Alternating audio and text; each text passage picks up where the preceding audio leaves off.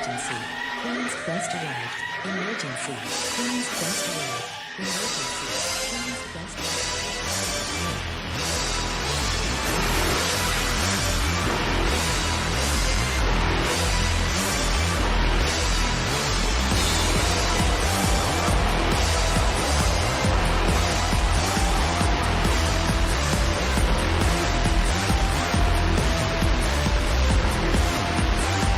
down to the queens. Hello, ladies, gentlemen, everybody inside and outside of the gender spectrum, and welcome back to Stardom Quest Gold, the best weekly Stardom and Marigold podcast anywhere in the world. I'm, as always, Alex, and I'm joined by Dylan. Hi, Dylan. Hi, Alex. Hi, everybody. I probably should have gotten something to drink before we started because my voice is sounding a bit rough. But Happy New Year, everybody. We're recording this a few hours before New Year for Alex. It is already 2025 in Japan, and this will release after its New Year, pretty much Everywhere. everywhere. Yeah. Maybe Hawaii. I don't know. Hawaii, maybe not. I don't know. I don't know Hawaii time. That's actually the only, because that's the furthest. I'm pretty sure. But yeah, Happy New Year to everybody. Hope you're ready to deal with another year of us, another year of many things. Um, Another hopefully year of we all make it out wrestling, alive. Yeah, maybe, possibly. ideally. Um, yeah, I don't know. But head on over to the 5starnetwork.co for all of the latest articles and podcasts from the wonderful world of pro wrestling. And over to the 5 Star Network YouTube channel, which is where this show goes up, as well as Actress Stage and the No Limit Wrestling Show, and just kind of anything else that happens around here. There's nothing direct to plug. I don't think Actress Stage is recording anytime soon. So They're all in kind of Japan, just aren't keep they? an eye out. Well, not all. Not Velke, Two. but yeah, the rest, Oh I yeah. think. Oh yeah. Velke is just upset that he's not in Japan. I keep thinking Yeah. he's in Japan, but he's Which, just I mean, he's mad that planning he's to not. go next year instead, which is like the main time to go, isn't it? You can get to Yeah, see Tanahashi's retirement stuff. It's not better. probably yeah. That would Um, make more sense. yeah. Yeah, we recorded a time capsule episode of No Limit, so that won't be out for a few months. We're gonna record more episodes before it. Uh, but that was a fun little thing that me, Scott, and Xavier did. Um, yeah, I hope nobody gets cancelled in the time bro, in I between. I'm really hoping. Yeah, I'm hoping that spoilers, Madcap Moss and Shane McMahon specifically don't get into any hijinks before that You were releases. really pushing it with Shane. Annie Yeah, McMahon is yeah, I really know. asking for it. I don't know, but Hey, maybe you'll survive. if something comes out, something bad happens, I'm simply not going to release it. Very fair. That is fair. All right. Well, let's start where we can, which is with Stardom Dream Queendom 2024. The show is actually called Japan Camping Car Show Presents Stardom Dream Queendom 2024, and this took place in Sumo Hall in front of a sold-out 4,023 fans. Sumo Hall baffles me because is it not like a 20,000 seat venue, but also 4,000? I know a It's lot of it that is the sumo boxes, and they were only selling singular sumo boxes. Yeah, so But that's I the don't thing know is about the that rest of it. a sumo box is meant for a family, Right. but in pro wrestling they just sell it as a seat. Okay. Maybe a two-person seat at most, but it's meant for like three people. You know what I mean? Okay. 3 to 4. So really, it could be like double. Plus, they had the stage, which obviously takes up a shit ton of room compared to the Yes. natural. So yeah, like good number for them for sure. But yeah, Rigoku's kind of it scales. You know what I mean? Yeah, because I remember seeing them sell out, and I was like, "Oh, that must be like 5,000." And then they announced four, and I was like, "Oh, well, okay." But yeah, I mean, look, great number. As I was saying, if they beat Marigold, they can succeed, and they beat Marigold by about 1,000. And yeah, I mean, they sold out their allotment, which you can't really get much better. And they are running Yokohama Arena in April, which I think is the interesting one. Obviously, their highest attended show ever is the Yokohama Arena show. Um, and so now you kind of have to compete with that, which I think is very interesting and very difficult because you only have 4 months, which feels like a long time. But in pro wrestling, it's not really that long. And you only have 4 months to set up another SWAT of like big matches to try and beat this number again. You you've So led me to look it up. Ryogoku's sumo capacity is around 1,200. Uh, 12,000, you mean? or 12,000, yeah. Uh, Okay, and that makes for more sense. example, the G1 Climax final, which I remember being fucking packed, Hmm. got a bit over 8,000. So like for a pro Okay. wrestling event, What's the realistically, you're gonna 20,000 one then? Because I thought there was a 20,000 is 20,000 Tokyo anyway. Nippon Budokan. Wait, no, that's not. No, it's Yeah, maybe it's the Budokan. yeah, it should be the Budokan. I forget what the Because official for some capacity reason is. I had Sumo Hall as like 20,000 max, No, no, I and think I'm way off. It's 12. I think Budokan is 1,500 or 15,000. I keep saying that. That's crazy. Uh, yeah, it's 15,000 in the You Budokan. know, it doesn't matter anyway because Stardom's not running any of these anytime soon. Correct. But it is a great number. The Bushi drones can celebrate. One thing I wanted to mention is I saw that Emily girl who was doing interviews, she, Mm. like, posted an advertisement for New Japan Week, and I was like, "That is so, like, effective." That in itself probably sold some tickets, like, that New Japan What? Week, big banners, like, What? public, where people are, and it's all of, like, what shows are on, and I think that can obviously get Motherfucker, some I people. I went on a tirade about this last week You for did, like and ten it was fifteen only minutes. because I saw her post that I went, "Oh, that was great." Like, they Yeah. really had, like, a picture of Tam and, like, a big thing of the date, and, like, here's Stardom, and I do think that's very effective, um, and probably did benefit the number, which, yeah, you did say, but I saw her post, and I was like, They really went all in on the Hmm. marketing there." Yeah, no, 1%. I think the New Japan Stardom Corporate Synergy shit, initiative is even stronger now than it was once upon a time. I mean, obviously we experienced the boost of Bushiroad putting their marketing behind Stardom in 2020, and even despite the pandemic, they still really moved mountains with it then. So it's like the ability to kind of like create a mix of New Japan and Stardom fans instead of keeping them separate, which they haven't done until now, um, is very clearly paying off. Because even the crowd reactions felt more like a New Japan show than any given Stardom show you have seen in the past couple years. No, definitely, you had a very engaged crowd, Mhm. and actually, not to forget it, because I will forget, over the past week, BMI 2000 wrestled in Seed.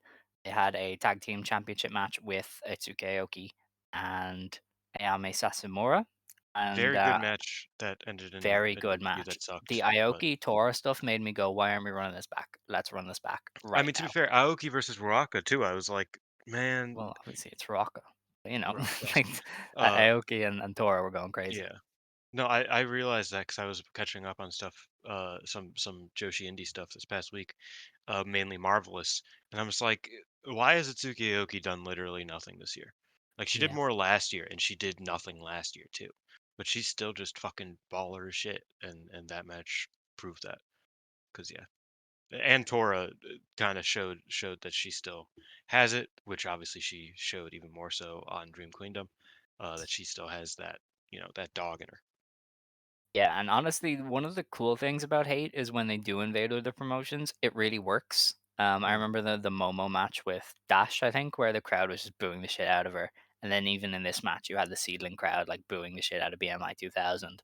So even as like a traveling attraction, Hate has a lot of interest with me. Because yeah, it is fun to see these like home promotions be like, "Boo, we hate you! Stop messing with our wrestlers." Um, so yeah, I didn't want to ignore that because that was a really fun match. I know it's difficult to find, which is kind of the worst part because people. I said, "Oh, Nozaki and Suri was amazing." I got like five people be like, "Where did you see it, please?" And I just paid for it. That was all, you know. There is there's no high seas yet for Seedling, but if it does pop up, check out the BMI 2000 match, or if it goes on Mm. Stardom World, which it might do, then yeah, check it out because it was really really fun. But with that, let's get into Sumo Hall.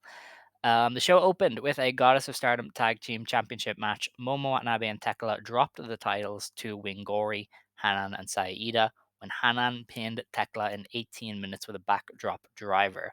Ida also hit her finisher on Tekla, so it was very much the two baby faces getting the big pop at the end to like put down the evil menace. Evil white woman, Um, yes. yes, I thought this was a solid opener. It Yeah, I liked it. wasn't what I would have gone with, but I thought the crowd was into the Wingori comeback. I thought they made a big kind of play to make Hanan look good because they had Momo and Takala kind of beating on her for a little while there, and she still came back into the match and got the win. Um, and yeah, I think Wingori. We said this a few weeks ago. They get the best out of Momo and Tekla, and I thought this was one of the better Tekla heel showings since her turn. And I think it did a really good job for Hanan and Ida to like open the show with a big moment. Yeah, I think I kind of disagree with you. I think this is like the perfect match they could have ran because it wasn't what I was kind of expecting. I mean, I think it exceeded expectations in a way. Excuse Mm, me, I had to burp. Uh, I think, as we've said before, Tekla kind of likes to do these matches that are built around one moment, in these tag matches especially. And the moment, if it's like just fine, then it sucks. You know what I mean? hmm So I think that them not doing that and kind of just having it be a Wingori match where they, you know, push the pace. Tekla and Momo kind of try to slow it down a little bit, but they ultimately fail in that way. I thought that was the better move because it made this a entertaining opener, and an entertaining match in general. I mean, I think that this could have been bad and it wasn't, and that's very good. I'm willing to eat a lot of crow on the show because quite a lot of things that I expected to have, that I said had low floors and you know reasonable ceilings, hit those ceilings or exceeded those ceilings for the most part outside of two, um, which we will talk about. Yes. So I was very happy with this match. Generally, I didn't think it was anything like incredible, but I was definitely happy with it. Because Hana and Ida deserved it, but also I thought Momo did well in there against Ida, for Yes. Yeah. example. I didn't think Tekla did bad against Hanan. I thought they hmm they kind of worked pretty well together, and it didn't overstay its welcome, which is also important in these sorts of matches. So yeah, I Yeah. I was mean, happy the with it. 18 minutes kind of flew in. Honestly, I wouldn't It have was even known. 18 minutes. Yeah, I swear that's what Stardom or the Holy Stardom's website fuck! has. Yeah, I know. Damn. Um, I will say one thing that about the new regime is they really like Tekla. I mean, 2024, she started this in 2023. Like we were watching Tag League when she was winning matches instead of Mayu, and it was like they are clearly building Hanan up. But this year they've gone all in. She started the year with the new blood tag belts. She obviously won the Cinderella. She got a big match at Yokohama, and now she ends it as part of this like big babyface tag team win. And so I think this is another feather in the Hanan cap in that they're building her up slowly. Kind of in the way Rossi had been with Kid, where he Oh, like every now dude, and you then said he'd Tekla to oh start. That's sorry, why I was like, where are you sorry. going with this? But Hanan. yeah, Hanan. No, Hanan. you're right. So Hanan, like they give her another accolade. She gets another big win at Sumo Hall, which is where she won the future belt that time. Um, and I think next year is going to be a big year for her again. I think she's just outside that top main event tier in their eyes. And honestly, I think Ida is established now as maybe a gatekeeper babyface in the mid card. I think she's a lot more credible than when Rossi was Mhm. at the helm. I think they have done a good job of making Ida somebody who can win matches, and beating her does mean a little bit more. So I will say I do think they've done a good job with both Hanan and Ida, and this kind of was a good way to put them as kind of the mid card, upper mid card babyface tag team at the top of the division. Yeah, I mean, look, I think that the tag division, that's the word, the tag division this year, was great, and then it wasn't great, and it hasn't been great. And I think that this is kind of a smart way to kind of re-up that, hmm re-energize it. They had the new blood belts earlier this year, and I imagine that, people saw that and saw their run and saw how good they were, and were like, shit, we should just give them like a pass to the goddesses. And I do commend them because that was the correct choice. You know what I mean? Um, I'm very happy with that. So yeah, I agree. They clearly see a lot in Hanan. I think Hanan uh, benefited the most from booking this year. I think she was able to kind of take charge with her bookings, because she was probably the most, besides maybe Micah, the most like consistently involved wrestler this year. If she wasn't doing the single stuff in the Cindy, she was doing the tag stuff with Ida, and if she wasn't doing the tag stuff with Ida, she was doing a big, a big tag with Mayu here and there. She pinned Natsupoi, if you remember. No, she pinned Tam before Yes, the yeah, five Pintam. star. Like I feel like, and she also just had s- strong house showings. So I think when you really look at Hanan and her year, this was like the perfect way to end it, is really giving her a crowning achievement. Same with Ida. I think Ida had a great year as well, but Hanan was really given the reins to run with, and it's very clear that she sprinted. Yes. And a lot of Hanan's comments are very interesting, in the post match and in the press Yes. conference. She talked about like rebuilding stars, and it looks very evident like she is going to take more of a leading role in stars. And obviously, last week we said we think Mayu Iwatani is either leaving or getting pushed down the card a little bit. And it seems like maybe they are going to move Hanan into the space as one of the leading babyface faction leaders. Mm. Whether she's like the leader, or if it's like a co-leader thing with somebody else, I don't know. But her comments definitely indicate that she wants better for stars and will be more involved maybe in trying to like get some steam into the group, which I think is very interesting. It was very Um, fascinating because, of course, when something like this happens, the wrestler has to like clarify their words, because everybody's like, "What the fuck did you say?" Um, and she kind of was talking about how it's like, Stars hasn't been interesting, and I was like, that sucks because they're the only interesting faction. They're the not the only interesting faction. That's hyperbolic, but I would argue that four of the five best wrestlers this year in the company are from Stars. Um, so I would rather, if this is just like a story thing, I don't really get how they didn't really set it up very well. So we will see how they kind of do it in the ring, so to speak. Like how they sort this out, how they make this a story beat that they're diving into. If it is just Presumably because, FWC will wrestle them, or if it's yeah. maybe to entice Matoy to Oh wait, join. Alex, that was the bigger thing that we forgot to do with Stardom outside of Stardom. Is Ah, yes, FWC are FWC won the tag champions. belts in Oz. Yeah, yeah, Yeah, I forgot that already. Yeah, I just they don't really showed know up in what a to think standard of it. defense. Like I don't know.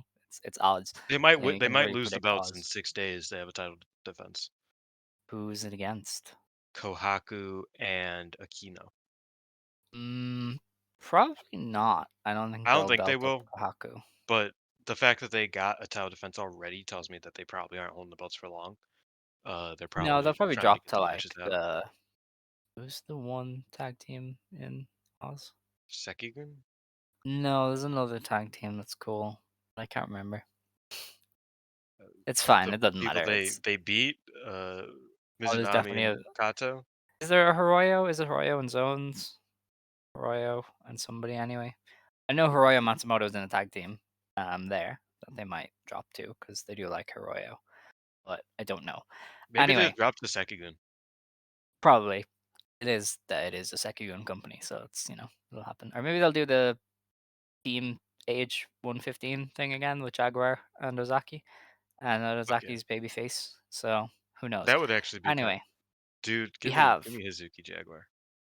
yes, we have a three-way quarters battle. Mina Oh, Shirakawa, wait, Wakasuyama. I didn't get to finish my last thing on the Oh, Stars thing. sorry. It's also very possible that, because this is something that the new regime likes to do, where they kind of build something up to be very big, and then it's the most minuscule thing. This could also just be them starting a story to get Matoy to join Stars, um, Yeah, I think because so. they have been like there has been additional content, such as like Waka did an interview with Matoy, where Matoy is like, yeah, I mean, I like Starlight Kid and Shuri. I think everybody else here sucks ass. And Waka's like, what?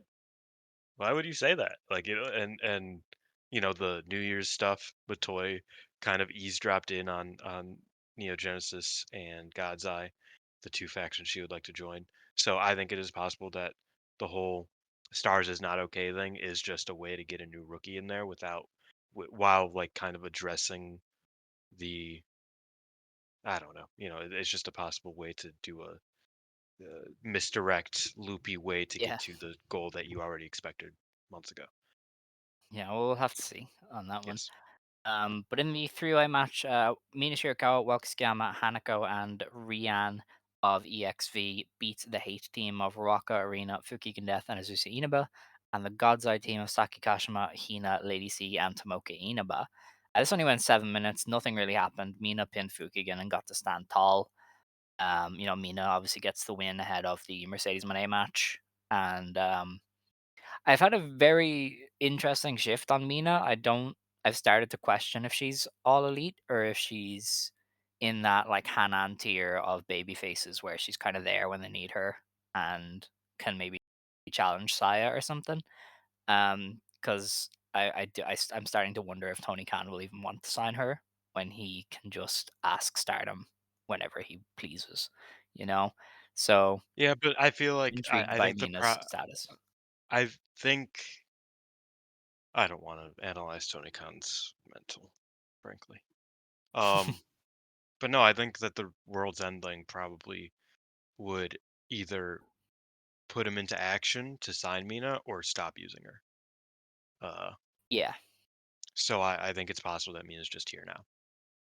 Possibly, yeah. I do She think did it's. I stand mean, tall. we'll have to talk about it at the end of the show. Not the end of the show, but in the preview. But I could see her beating Monet. I don't think she will necessarily, but I could see it because Mhm. I feel like the strong belt would kind of fit Mina since she is, you know, the passport girly on the roster. She can, she goes to America every week or every other week at this point. So her being able to defend on New Japan strong shows and in AEW if they ever want her to, and in Stardom, and I think that would make sense. Yeah. But also, I feel like Mercedes is on such a roll right now. I don't know if they're going to run it like that. Yeah, well, we can talk about that anyway. Yeah. Um, After that, we had an 8-1. The Inabas had a cool exchange. That was the only thing I remember from this match. Yeah, like, there was some decent stuff in this match, but it wasn't really Everything else anything. was, Yeah. Um, Azumi, Mei Seira, Suzu Suzuki, and Miyo Masaki of Neo Genesis beat Mayu Iwatani, Hazuki Koguma, and Momo Kogo of Stars. Azumi pinned Komomo in 10 minutes with the Izumi Zushi and got to jaw at Mayu and was like, hey, I'm going to beat you for the belt. Um, Good match, obviously. I mean, these are two good teams with, eight exceptional wrestlers. There was some fun bits, Koguma and Miyu doing the bear stuff when we all remember Miyu Masaki hates the bear because the bear tricked her. Um, and yeah, then there was just some good wrestling, it was a nice preview tag, but obviously nothing to really run with because there's not really much going on. yeah. Fucking Yeah. my Sakurai is fitted out with a golden jacket. Sorry. Um, yeah, it's good wrestlers wrestling, and it was fine. Yes. It was chill. All right. Our next match was a special singles match between Saori Ano and Mika Iwata. Saori Ano won in 15.5 minutes with a special pottering. Um, I don't campaign for this stuff often, but I need Mika Iwata to join Stardom. There is something about her that just feels really No, you natural. don't. No, There you is don't, something because about her. she's gonna be really bad. Like, it's No, gonna turn bad. it just fits. It's one of those weird things where like wrestlers in certain promotions, it just fits. And for some reason, whenever she's in a Stardom ring, she just feels so much more dangerous than she does in Sendai Girls. To be And I fair, I understand think in Sendai she has had a bad year, funnily enough. Uh, kind of, but I so do think she has the comparably, like, problem these having Ano to matches have stand been out fun. in a world where Dash Chizako exists and Chihiro Yes. Hashimoto exists. Whereas here, I think she does stand out from a lot of the rest of the roster because even Suri doesn't really fight with this kind of intensity that Iwata brought to this match. I'm just kind of like, if she stuck around a little bit as just this kind of dangerous outsider of sorts, she could have an exceptional run. Because I thought this was a fantastic match. This is my favorite match of the show. Like she was just Oh, really? beat the dog shit out of Ano, and Ano is this like ice cold killer who was like, "All right, if you want to trade, I will trade." Like, there was a shoot punch in this match. They were kicking the shit out of each other. They were throwing slaps. Like, it was just stiff and intense and just so fucking fun. And yeah, I love the vibes that Iwata has whenever she's in Stardom. It just feels so much more natural for her. You know what's funny is when I watched this match, like, in the moment, I was like, damn, this is kind of melodramatic, but I like it. Like there was definitely like it was a bit much at times, but I still enjoyed it. But I totally forgot that it was melodramatic at all after watching the final two matches of the card. So like that was like one of my bigger takeaways from this match is that it's like, oh, Ano, like this is the Cosmic Angels Ano match, but still great. And I love Suriano and I love Mika. I agree with you that I do think Mika presents something different to Stardom, and I would like her to be a bit more of a regular fixture around here. I don't want her to join though because that would be bad. Um, I just think she should like keep having these matches. I don't know why they didn't put her in the 5 star, for example. I think that sucked that they Yeah. didn't do that. Um, but yeah, I like this a lot. I thought it was a lot of fun. Seriano just like sometimes she just like kind of like I forget about her, but then sometimes she just clicks and she wrestles like she's my favorite wrestler in the world. I don't know if that will make sense to anybody, but she just like certain times it's just like, damn, she's so fucking good. And this is one of those matches. Uh, the Ozaki match, on the other hand, the opposite of that. You know what I mean? And it Mhm. wasn't all on Ozaki, funnily enough. Uh, but I digress. But yeah, I saw Ano in this match as a real star, and I was really happy with it. Uh, If anything, this kinda made me upset about the main event more, because I was really hoping, to see Ano challenge Tam after this match. I was like, Yeah. "You know what? Let's Yeah. get it. Let's get into it." And then, you know, She probably uh, challenges Kid at some point, in my fairness. I dreams think all that's died. I don't she wanna might see be better. Ano versus Kid again, Mm, honestly. why not? Like, they were good both times they did it, but, eh. I don't I know. just don't funnily enough, I think Starlight we'll talk about Starlight Kid, but maybe, I'm underselling this. I'm gonna eat crow when this ends up being a fucking match of the year candidate because Starlight Kid's a different animal, clearly. Yes. So, Um, yeah. But, yeah, I was happy with this match. all right. Yeah, no, I loved it. Definitely had one person who was like, "Really, you enjoyed it that much?" And I just went, "Yeah." So I'm there we are. shocked that it was your match of the night, but I did They think it was quite just good. killed each other. Like it was just really intense and raw and awesome. It is a very And you match, to be fair, yeah. yeah, like Mika, what a punch in the face. Like, what more do you want from me? And it only went 15 minutes too. Like that's Mm. it's a godsend. But yeah, I'm one back over on their feud, which will never ever end. Um, This was match 5. That was the rubber for the yep. year.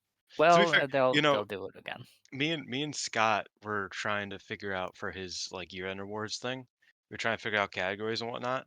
And I was like, "You should do feud of the year." And then he's like, "What would I put in feud of the year?" And I was like, Mika versus Ano." They're the only motherfuckers who've been wrestling from January to December. They had a match in January and they had a match in December, and that like they wrestled Yeah, the quite literally. yeah. And he's like, "If that's all you've got, then I'm not doing feud of the He year." should do feud of the year though.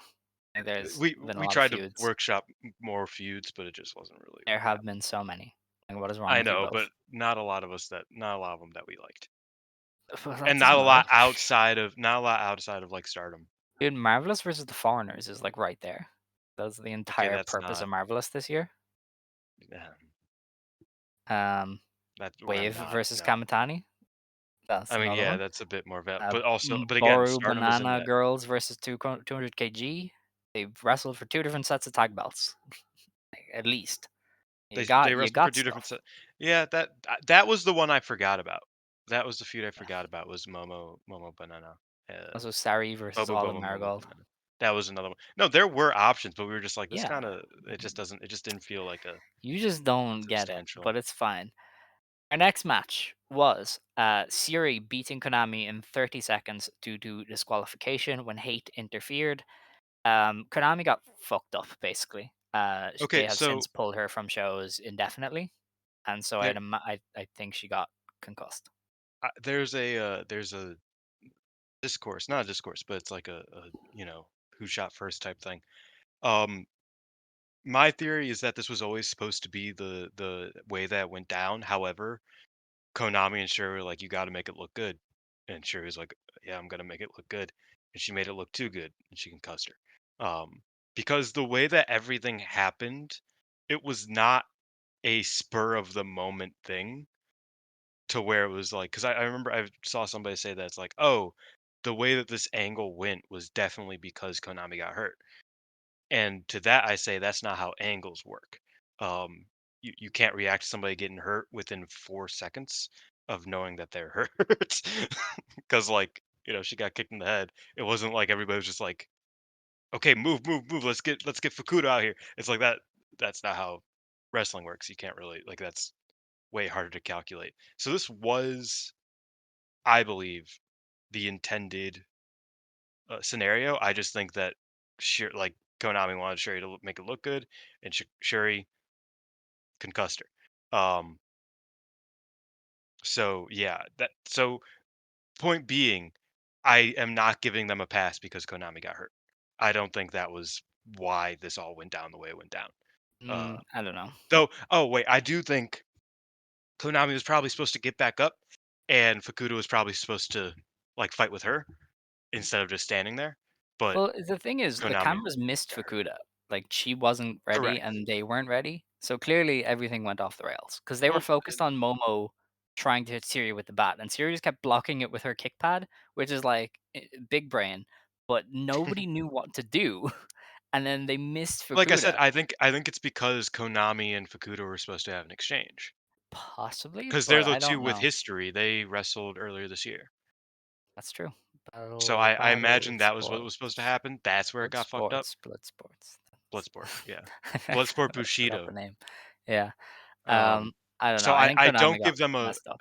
Uh, Yeah, she did. Obviously, she got messed up. But no, my but I point don't is think it was that meant to go 90, like 30 seconds. I It think was it probably going to was. go a few There, minutes.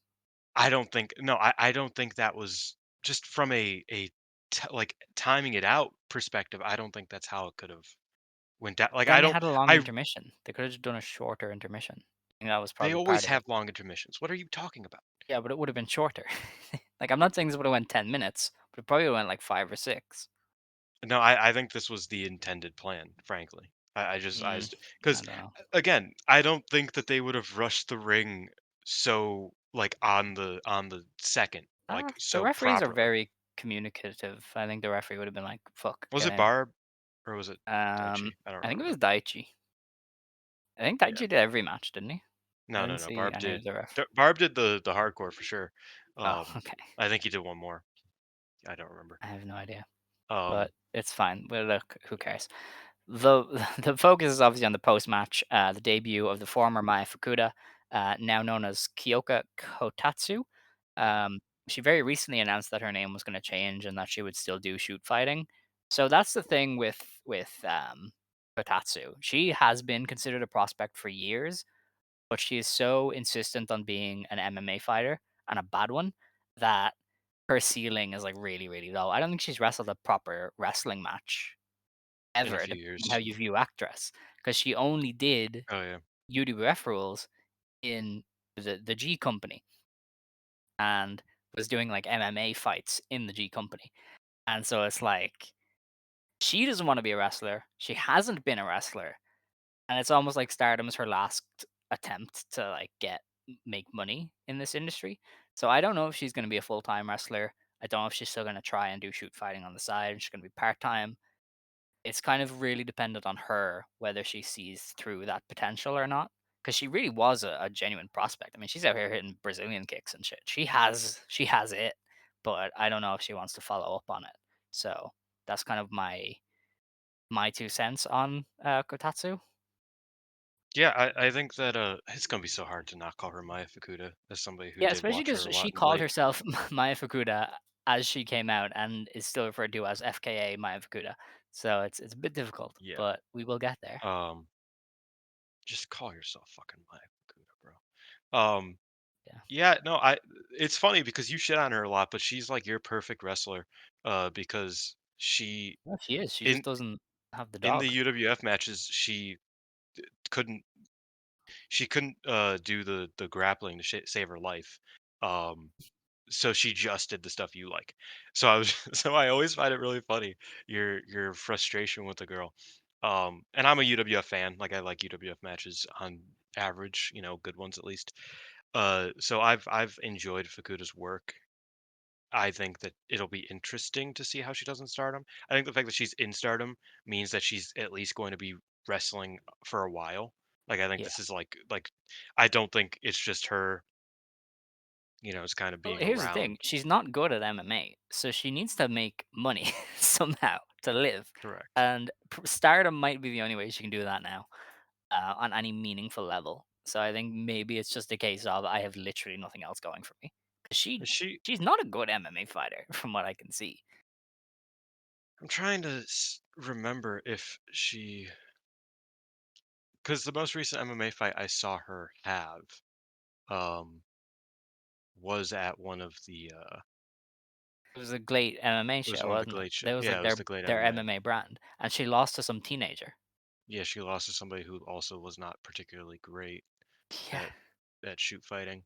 But she is technically 0-0-0. She's of course. It's probably hard to find, like, legitimate records for. never had a, but she hasn't fought in over a year.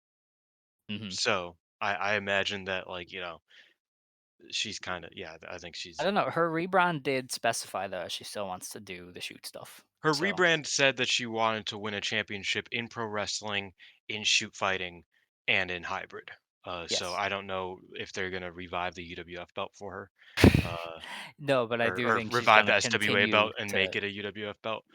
No, They should. I do think she might try Yeah, to I think that'd be do cool. it. But So anyway, we'll see. She's that in a is it. match this weekend, an actual wrestling match, Yeah, which is the She first time joined I've ever God's had Eye, it. by the way. She asked Yeah, Siri to join because obviously it makes sense. there's like God's Eye 700 is people in that Yeah, goddamn. God's Eye is in a weird spot. I don't think they need Tomoka Inaba anymore. I would break Tomoka away, Twitter in and that case. Neo Genesis, they're the same age. Mm, yeah, yeah, possibly. Because I don't think you need Kotatsu and maybe Matoi and Saki and Hanako and Amisore because they really like Hanukkah, Amisore. I did say what? Hanako. She's They not like in Hanako. God's Eye. Is she not? She's in EXV. Oh shit, yeah, okay, yeah. Okay, never mind that. Oh, Lady C. I'm thinking of Lady C. But yeah, How they dare don't push you? Lady C. I know, I'm sorry. I get EXV and God's Eye mixed up so much They because both are they're just not meaningless that and different. useless. Yeah. Yeah. They're just babyface armies. It's, Th- it is what it They're is. just the now two trainers in the company, It's, and they're the people that they teach. it's interesting that neither of the trainees is on the January 3rd show, isn't it? Like I haven't seen anything. No, I mean, he Right. said, Taro Okada said that they aren't going to debut for a while.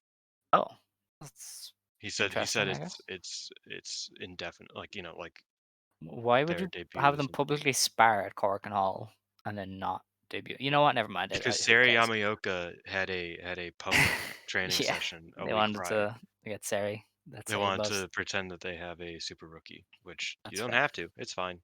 Yeah. But yeah, they did good. Don't Um. get me wrong. I'm not shitting on them, but Yeah. it was Okay. definitely like we have rookies too. Yeah. Um, Um.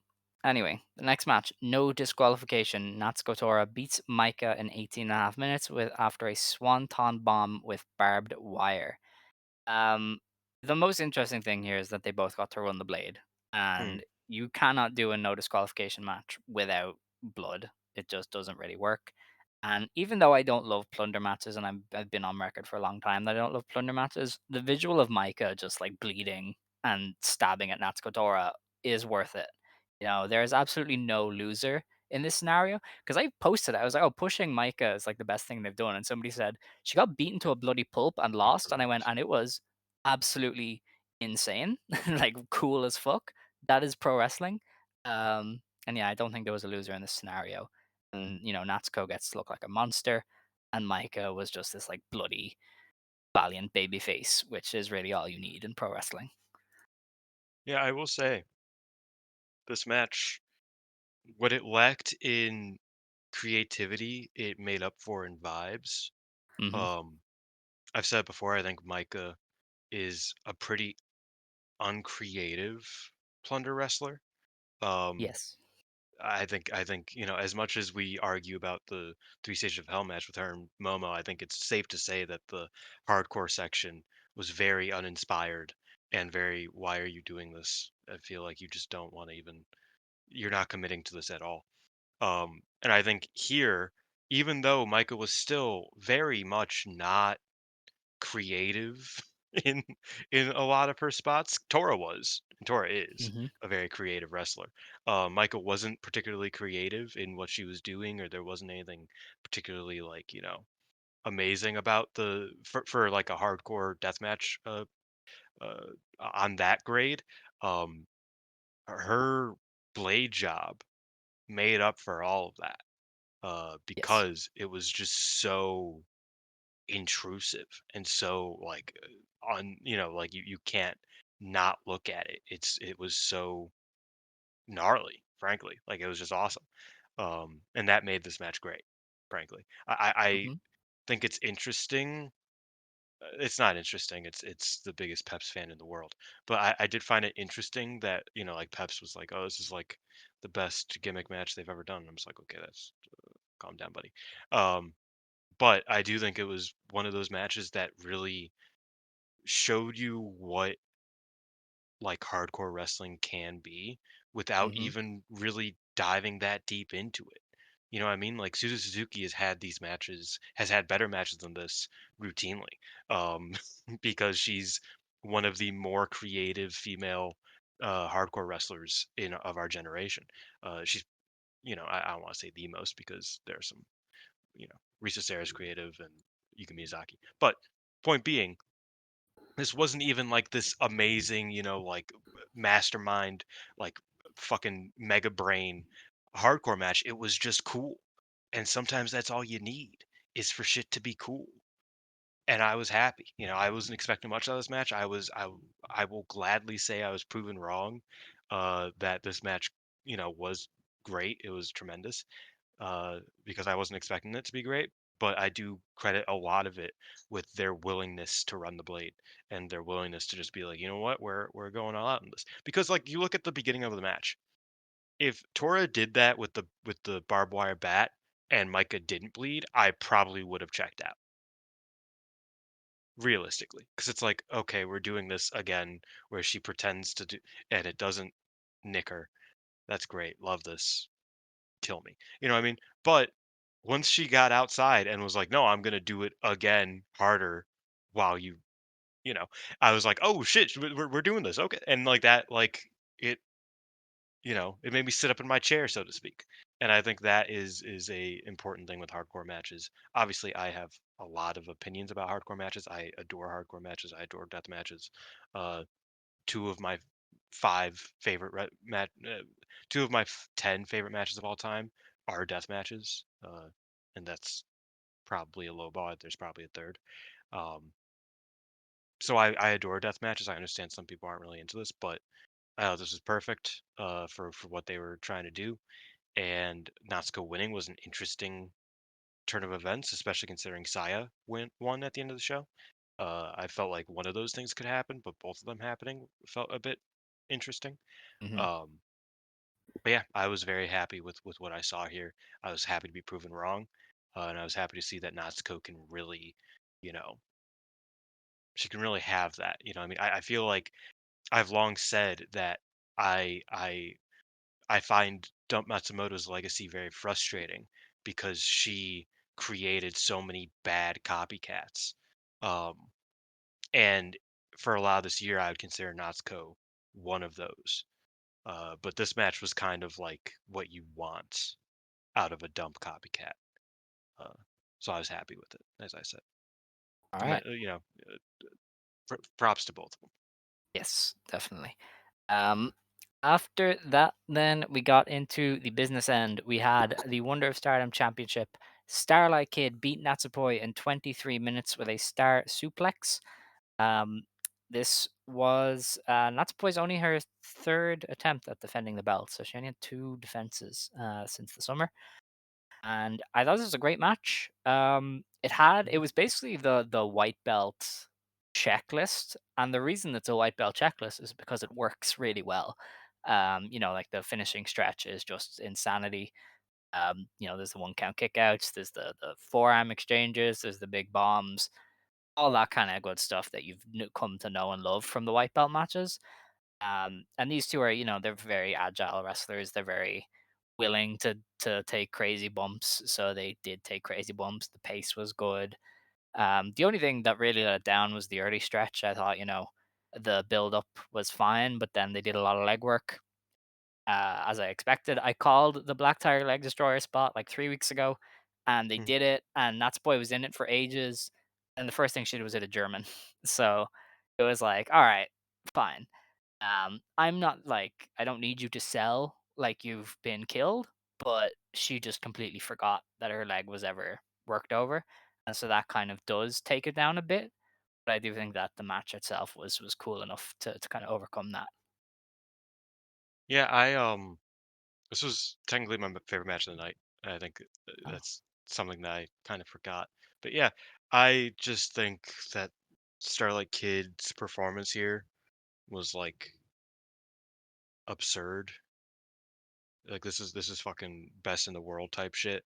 I didn't think I don't want to discredit Natsupoi, but I did think that her output in this match was pretty actively weaker than Kids, and I think that prevented it from like I've seen people say it was the match of the year for Stardom, and I don't see it in that light whatsoever.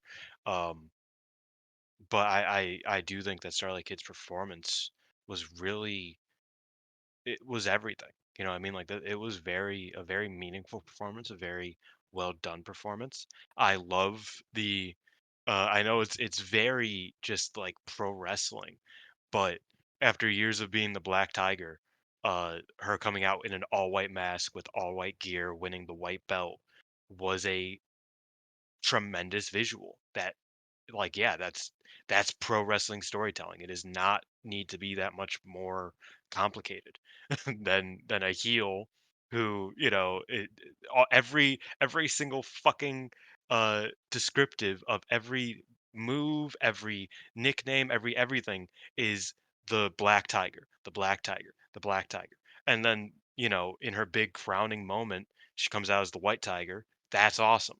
Like that's fuck yeah. Her You know what I mean? gear Like was that's pro probably the best of wrestling. the show.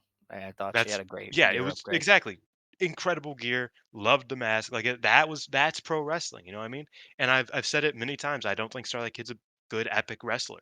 Um, I haven't really liked any of her white belt challenges, save for the one where Julia mauled her. You know what I mean? Um, but this match was like proof that she can do that and that she is one of the most complete wrestlers in the company, which is something I've always criticized her on. Is that it's like I think she's good at her things, but she just has these pitfalls that are not easy to for me to look past. I'm beginning to notice that I can't see those pitfalls as easily.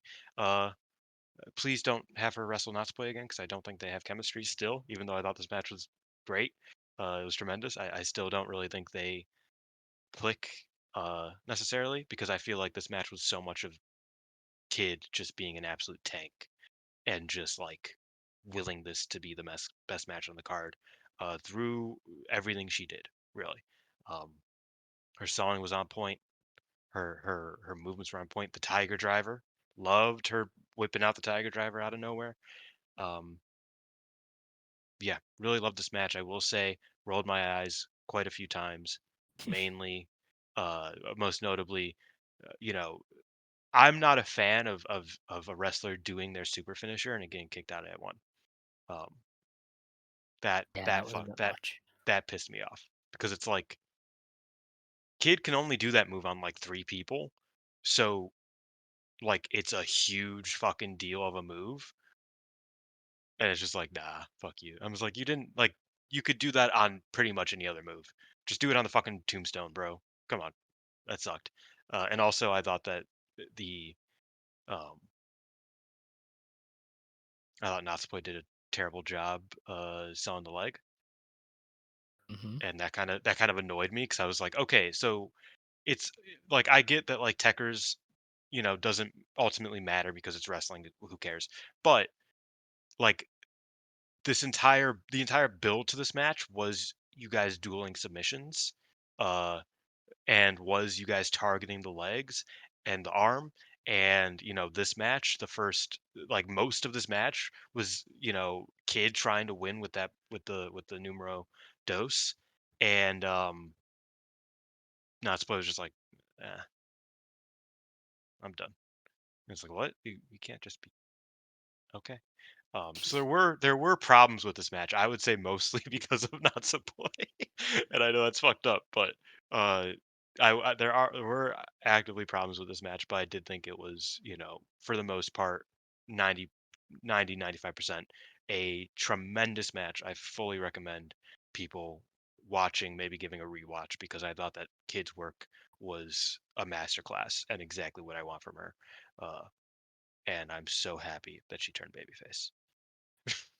That is fair. Yeah, the crowd as well got up big for the finish. They were really Mhm. really into the Starlight Kid win. Um, and I do think they built to that really well, which is what these white belt matches tend to do when they do have a switch. They like that finale is crazy, and the winner usually gets a big reaction when they get the win. And I do think they had the crowd basically on the edge of their seats for the entire last 5 minutes or so. Um, so it's like, yeah, they did ignore the leg work, but it was also in favor of just building to the crazy finishing stretch. So if you hated the match because they didn't do the limb selling, that's fine. But I also, it's pro wrestling. I I don't think mind it. I think the problem was that Kid was doing so good at selling that it made Natsupoi. I was Yes, like, wait, you were like Natsupoi was getting her leg fucked up more than Kid was getting her arm Dylan, they fucked were up. feuding for emotions. Natsupoi's emotions wouldn't let her stay down. Motherfucker, don't. I'm gonna I knock this know. shit down from an 8 to a 7 if you keep going. No, I'm that's kidding. kind I'm of how kidding. they try I'm and kidding. sell it, but it I know. is yeah. But Because kid got the win. that's what I mean. So So it's like I don't really care if you drop selling, but it was very noticeable because Kid didn't, and she did a great job of hmm keeping her what she was selling in mind, and using it to kind of feed into the later stuff. And Poi just didn't, and I was like, that's jarring. But yeah. it's okay. It was a great match. Someone tell Natsupoi to kick the extensions and get the dog back, and I we'll be all agree. right. I think we need some Um, star. yes. Now, we had the main event, of course. Jesus. The main event for the World of Stardom Championship match. Saya Kamitani beats Tam Nakano in 21.5 minutes with a swivel star crusher. Um, I thought this was great. I know people will roll their eyes at a lot of it. But as somebody who is into Tam and very into the Saya Kamitani, I really enjoyed what they did. I thought there was some really cool spots on the build up. The hanging spot was crazy. The jump from the entranceway was good, and they kind of just were like really stiff from start to finish, kind of like working really snug. And Uh, then I thought the finishing stretch was kind of crazy. I don't know. By Tam standards, this felt very soft. I don't know what you're talking about, frankly. I think Like, Kamitani was laying stuff in, well, relatively. uh, this was my what one, two, third least favorite match of the night. Um, I thought it was quite bad and weird. When it was Okay. like good, when there were good moments, I was like, this just like the pace just feels strange. So I would enjoy certain moments of it, but I was just like, this just something's wrong. I don't know what it is. And then other times I just thought it was obnoxious and quite not good. I think Saya's uh, so I just don't think Saya's gonna click with me most of the time at this point in her career. I don't see it. I think, funnily enough, I think the Starlight Kid match she had is something I keep holding on to every time I go into a big Saya Kamitani match, as like, what she can just kind of like get into it. And I didn't think she did here. I thought that there were a couple good things. I agree. Some of the kicks that Saya threw, I was happy with. I was like, yes, you're, hmm you're getting back into that. That's good. Um, but I don't know. I think her floatiness as a once upon a time was kind of like a something that made her feel different. Now it mixed with her heel stuff makes her feel very slow and very like daunting. So I wasn't crazy about a lot of the meat of the match, and then the finish frustrated me beyond belief. because I don't know. I will say it got me, and that is something I will give her credit for. Because moments before, when she did the hanging spot, I posted that clip of Kevin Steen going, watching an Adam Cole match, and him going, "You motherfucker, you stole my friend's move. That's my friend's move. You're not allowed to fucking do it. You're a piece of shit." And then he's on commentary, like, dude, saying that about Mhm. Adam Cole hitting the rock bottom. That's how I felt when Saya Kamitani hung Tam. Of I was like, course. "That's my favorite wrestler's move. You're not allowed to do it, you motherfucker." And then she like feigned an injury, and I was like, "Oh, I'm gonna have to delete that." I'm surprised people didn't get it because Tam No, immediately went into okay, Johnny Gargano face. no, no, that was the thing. For 5 seconds, for the first 5 seconds, I was Right. like, Okay. and then once they kind of like held on Tam for a bit, you know what I mean, where she's like, and once Daichi didn't immediately call, I was like, oh, okay, I don't have to delete it. Yeah. Okay. That's good. I But see. To for a me, second, I was like, fuck, I can't shit on Saya. I really enjoyed a lot about the finish. Obviously, I loved the tease of the Phoenix Splash. Yes, that's Saya always hit yeah. her Star Crusher and the Frankensteiner, and they didn't work. And I was like, either she's gonna debut a new move, or she has to hit the Phoenix. And the Phoenix tease got a big reaction. And then I do think that to an extent, the finishing stretch was to set up what comes next. Tam still cares about Saya, and that's why she hesitated after hitting Mm. essentially a killer move. And I would imagine that they will run this back and Tam won't hesitate. They will do that again. Saya will feign an injury and Tam won't fall for it and she's going to kick her head off and regain the belt. I Oh my firmly god. believe Tam Nakano is in chase mode. I think there's a chance that we see the same match in 12 months' time with Tam regaining Oh my the title. god. No, no, it has to happen at fucking Queendom or at whatever the fuck the next one is. I'd imagine that's The Micah. They're definitely going to do I Micah somewhere. know it should be Micah, but I can't I can't go through another year of this. Maybe it won't happen, but they did leave the door open to a Tam chase where No, and she that's the thing, does you're get that right. killer Like instinct. I do think that like cementing Tam is like having you know, kind of Motion. having that killer instinct against Saya is like that is a again, very pro wrestling story beat to go through, but I don't like this pairing enough for me to want to foresee that being the story of the year. You know what I mean? Yeah. Um, and if you've listened to the show for a long time, you'll know that like I like this has never been these top two matches have never been my favorite pairing for any of the four wrestlers. Uh, Tam and Saya were never super impressive for me, except for in the one match they had, I think at like World Climax. That was great, but I wasn't crazy about a lot of their earlier stuff, and so it's like it, this isn't new. That's like, oh, I don't like that they're telling this story with these wrestlers. It's like these are just bad pairings for me. You know what I mean? Right. Historically. And I think Sai Kamitani is not anywhere as near as good as she was in 2023, 2022, or 2020. I don't really remember her 2021 very well, but I assume probably not as good as her 2021 either. Her 2020 wasn't great. Let me preface that she had good tag matches though, so that saved her.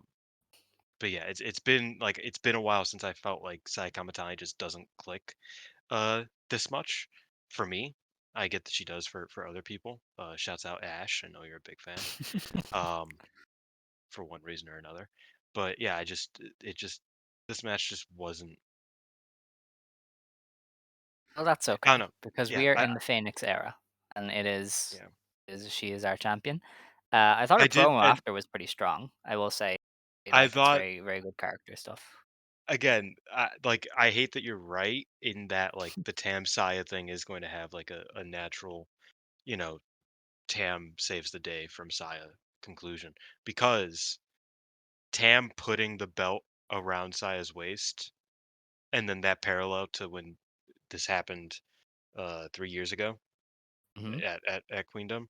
I thought that was really cool. That was a cool visual. of like Sai being like, "What the fuck changed? I beat you again. You should treat your your beloved trainee, even though she whatever, or you should treat me the same as you did then." I think that's like a cool story beat and that Hmm. I appreciated. But the work just wasn't there for me in general. Okay. Her promo afterwards was good from Kamatani. It did get the crowd to boo. She slapped Saya, or she slapped Tam after getting her to put the belt on her. She called her an embarrassment, said that this is my nightmare and it's been going on for a year.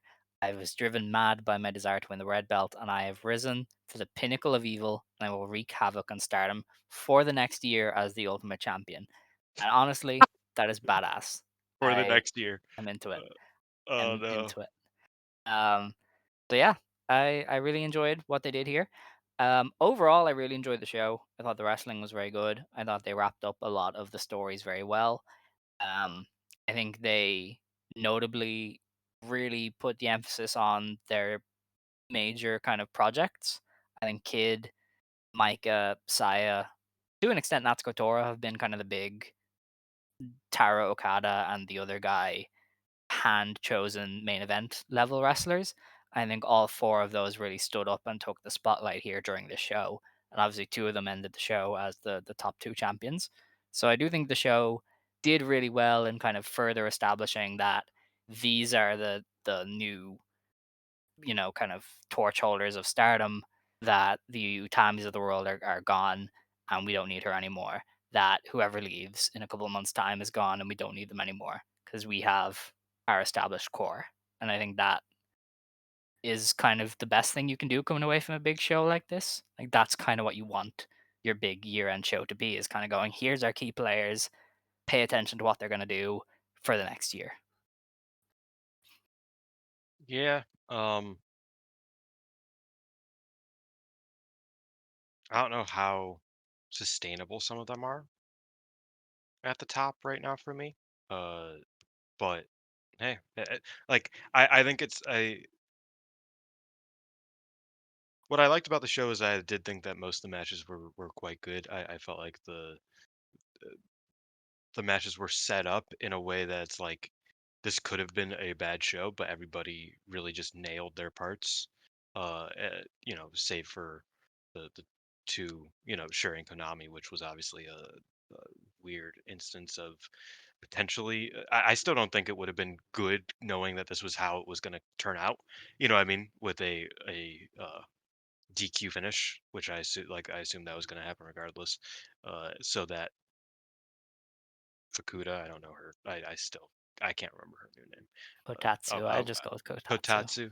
Kotatsu. Okay, yeah. Surname, So that yeah. Kotatsu can do that whole thing.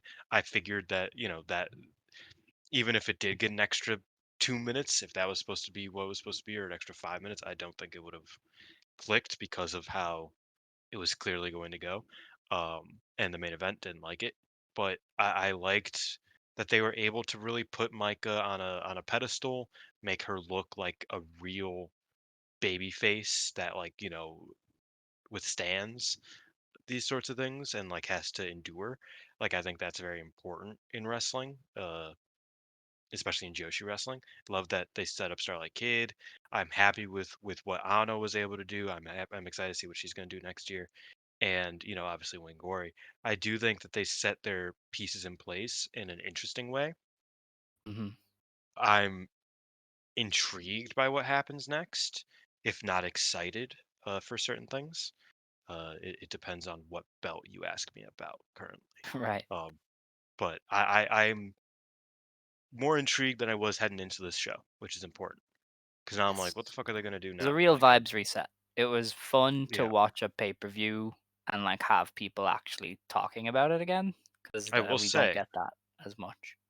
don't want to watch the third show like at all. No, no, I think that's not canon. Yeah, Everybody's it just looks gone, really yeah, bad. yeah, it doesn't count. So we'll see. But yeah, speaking of that one, we do have to preview that show on the third. This is in, And the Tokyo is it Domes. TDC Hall? No, it's in a big Tokyo place. Garden Theater. Okay. Yeah. Um, this is on January 3rd.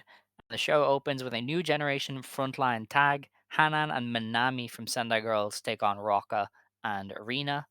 And that's probably going to be a win for the Hanan Minami team, considering they were both in the GP just I last like that year. match. I think it's It's a interesting. good match. I think Yeah. it might steal the show. Just looking at it. Wait, what? Um, Did Oh, these are 0 hour matches. yeah, they're pre-show. I'm not really arsed. Anoka's there. That's cool. Yeah. So Wait. is Minami.